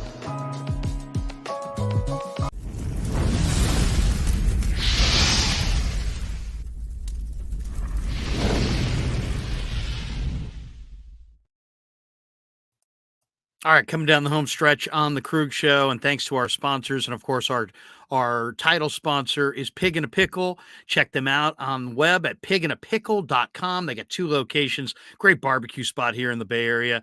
They're in Corte Madera. They're at 341 Corte Madera Town Center right there in Marin County. They're open 7 days a week in Marin. And they also have a second location in Emeryville. They're in the Emeryville Public Marketplace, and just an awesome spot, man. The brisket's amazing, the pulled pork, the baby back ribs, the barbecue chicken, the house-made hot links. They're all incredible. Damon and Mary, they work at it. They got a phenomenal business. They got a phenomenal restaurant, and it's because they work at it. And some of the sides are amazing. The potato salad is fantastic. Get the beef brisket chili. Get a cup of it. It's absolutely incredible. And then you also got to get the kettle tallow chips. They cook these potato chips in beef fat, and it's absolutely amazing. They do catering. They do parties. They do craft beers. They've got a kids menu. They got a family menu. They offer salads. It's great sandwiches. The brisket sandwich, second to none. They're open 11 a.m. to 8 p.m. in Corte Madera, 7 days a week, and you can catch them in Emeryville Wednesday through Sunday in Corte Madera. Pig in a Pickle, thanks to Damon and Mary for being proud sponsors of the Krueg Show. All right, just taking a look at where we're at, 13,736 subscribers. So if you're in the chat right now, you're one of the over 300 people still sitting there, hit like and subscribe. Hitting that like helps other people find the shows, which helps our channel. And if you hit subscribe, you'll just be alerted every time we go live. So we go live probably 2-3 times a day. And if you're a subscriber, every time we're going live, you're going to get a little notification on your phone saying, hey, we're starting right now. So jump in. And then if you want to be a Krueg Show member, we also have people who pay $4.99 a month, and they get exclusive content. And we're getting that revved up here in the springtime as well for our club members. But 13,736 subs. We've added over 2,600 subscribers in the last 4 weeks alone. So if you have yet to subscribe, please do. It would help the channel tremendously and help us build this thing as we get closer to 14,000. We just had 13,000 subs, I think, as of last week, and now we're at 13,736. So if you can help us get to 14,000, please do. And by the way, if you want one of the Krueg Show t-shirts, just DM me and tell me just, they're $25 plus $10 to ship. So you just tell me, basically how many you want, what size you want, what address you're at, and then DM me and I'll send you my Venmo, and you can Venmo me the $35, and then I'll go out and mail it to you. I mailed a bunch off on Saturday. For those people, you should be getting them on Tuesday or Wednesday, Thursday at the latest this week, no matter where you are in the country. So I appreciate everybody buying the t-shirts and supporting the show. We don't make a lot of money on the t-shirts at all, but it's cool to get the brand out there, and it's a good looking shirt. So if you want a Krueg Show t-shirt, just get a hold of me somehow, and I will get them to you as soon as possible. A couple last thoughts or a couple last comments here in the chat. Actually, we got a super chat here from G Code Travels Log. Quick question. A lot of San Francisco Giants talk, any Oakland A's talk. We'll talk baseball. We'll talk baseball, especially during baseball season. Believe me, we talk all baseball once we get into baseball season, but it's mostly Giants. Why? Because I'm a Giants fan, and there's a lot more Giants fans here than A's fans, but we will talk A's. We absolutely will. And I'll get Chris Townsend on. He's a buddy of mine. Townie's my man. Townie's the man. He's my good buddy. We've been friends for a long time. He's Mr. A. So we'll get Townie on a regular basis. We're talking about maybe doing like a baseball season Sunday night show. So how exciting would that be? Me and Townie on Sunday nights talking national baseball. Looking forward to doing something like that with Chris. He's fantastic. MF says, a great day and great talk tonight. Thank you, MF. Appreciate you, brother. Bobby D439, guys, the chat was more fun than the game today. Love you, Trey. Good night. There you go. The chat's always fun. Lovely's Journey. Great show, Kruger. See you in the locker room. There you go. We enjoyed our time in the locker room this year, bringing some of you guys in there with us and getting a chance to talk to the players and getting their perspective and getting kind of an up close look at what 49er football looks like when you actually, can sit there and ask the players about the games and about their preparation and about their process and all the different things that go into playing pro football in the NFL. Bobby D439, Trey is everyone. Everyone is Trey. All right. Jay Nubs. Night, Larry. Night, ladies and gentlemen. There you go. Thanks to everybody, though. Thanks to everybody. Lots of people in the chat. Some people in the chat for the very first time. Yeah, if you're in the chat for the very first time, we're glad to have you. And we do live streams. We talk a lot about the Giants, Niners, and Warriors. I'll be talking a lot about the NFL draft here in the springtime. We'll be on tomorrow night after Warriors Wizards. I'll also do some videos tomorrow that we'll put out on the channel. We're going to be grading out the 49ers position by position over the next week as well. So I'll make some of those videos. We'll also do a Super Bowl recap tomorrow video, but we're putting out a bunch of content on the Krueg Show on YouTube, and I hope you guys are really enjoying it. Lovely's Journey says, you're the best, Krueg, even though I disagree with you sometimes. Hey, you know what? I like that you disagree with me. Seriously. One of the best comments anybody can pay you is, hey, man, I listen to you all the time, and I don't always agree. Because some hosts do these jobs like they're running for office. They just find out what the most people agree with, and they just kind of say that. That's not how I do it. I actually give you my honest opinion, and some days I'm going to be in the majority opinion with the majority, and some days my opinion is going to be with the minority opinion, and you're not necessarily going to agree, and that's great. That's awesome. It's it's just sports. I always say if you can't disagree about sports, man, we really got problems in our world. Mark Graves says, first timers, hit the like and subscribe. Thank you, Mark. And by the way, Mark, your t-shirt is coming your way. You're one of the ones I sent off on Saturday. Hope you enjoy it. I'll get Danny his, by the way, directly. So I only could fit one per envelope. So only yours is coming to you, but Danny is getting one as well. Chris Groves, love your Niners insight. What's your thoughts on GP2? I love GP2. I think he's an awesome on-the-ball defender. I don't think Kerr really appreciated him last year. I thought he sat him way too much. I think, absence makes the heart grow fonder. We've said that before. The Warriors didn't realize how good GP2 was until they let him walk, and this year they saw the difference. He's a dominant on-ball defender, as good an on-ball defender as I've seen. I mean, he kind of reminds me a little bit of Jordan, a little bit of Ron Harper, a little bit of Michael Cooper. I mean, I'm thinking about a little bit of Alvin Robertson. I'm just trying to think of the most suffocating on ball. Randy Brown with Sacramento. I mentioned that to Grant Napier when we had him on last week, is that he kind of reminds me a little bit of Randy Brown. Long arms, super strong, really tenacious, understands he can kind of lock you up defensively. Yeah, I mean, GP2 is really, really special. Paul Perriman says Trey's ankle is taking it day by day. Didn't like it's new now being removed. I'm not sure, but oh well. Not sure if you typed that the way you want to, or if I read that right. Bobby D439, maybe it's the underdog in me that likes Brock so much, but I'll say this. I didn't like Jimmy this much, so hopefully I'm right. Jimmy's not as accurate as Brock. And if you watch training camp, you could have seen that this summer. Or, you could have easily seen that, that he was a lot more accurate than Trey. Jimmy was on a side field most of the time, but you could see with Brock that he was just a lot more accurate than Jimmy was when we were seeing him every day. Jimmy's got some real strengths. He's got probably a little bit better arm strength, a little bit quicker release.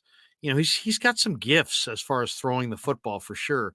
But Purdy's got the nuances down of being able to run Kyle's system. And what do I mean by that? Well, like Kyle's system's really predicated a lot on that play action game. And it's the play action game that works from under center.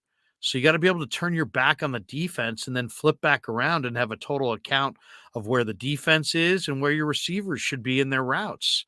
And some guys are lost. Like they turn their back in the defense and they turn back around, they're lost. Other guys like Jimmy, it takes them, you can see when they flip back around, it takes them a second to get an account of where everybody is, how fast each guy is. So like he won't flip around and throw. He'll flip around, give it a second and throw. Where Brock at times play action pass, carries out the ball fake, turns his back to the defense, flips back around and is staring like tunnel vision right at his receiver, and then throws that thing on time with accuracy, with pace, with timing, and hits his guy in the hands. And he does it repeatedly. And it's the easy stuff. It's the short and underneath stuff where Brock is just, he can get those passes out with just incredible precision and timing. Garoppolo hits maybe a third of those. And then 2/3 of them are a little bit off, a little up, a little down, a little late, a little early. So it's just, that's what I see when I see the two of them. And I like Jimmy. I think Jimmy's tough. I think Jimmy's a cool guy. I just think that, I think Brock ultimately is a more efficient player. I think he showed that this year. I think he'll continue to show that in the future. All right. Thanks to everybody. Thanks to Rye. Thanks to Dan. Thanks to all of you. And what a Super Bowl, man. I thought that was as good a Super Bowl as I've seen in a while. I'm happy because I cashed. I'm also happy because I ate a bunch of food today. Now I'm a little dragging. But have a great rest of your night and check out the Krueg Show tomorrow. And until then, peace. Yeah, never met a man I've been scared of. Careful, you gon' get exactly what you asked for. Here for whatever you bring me, getting handled. I answer to no one, I don't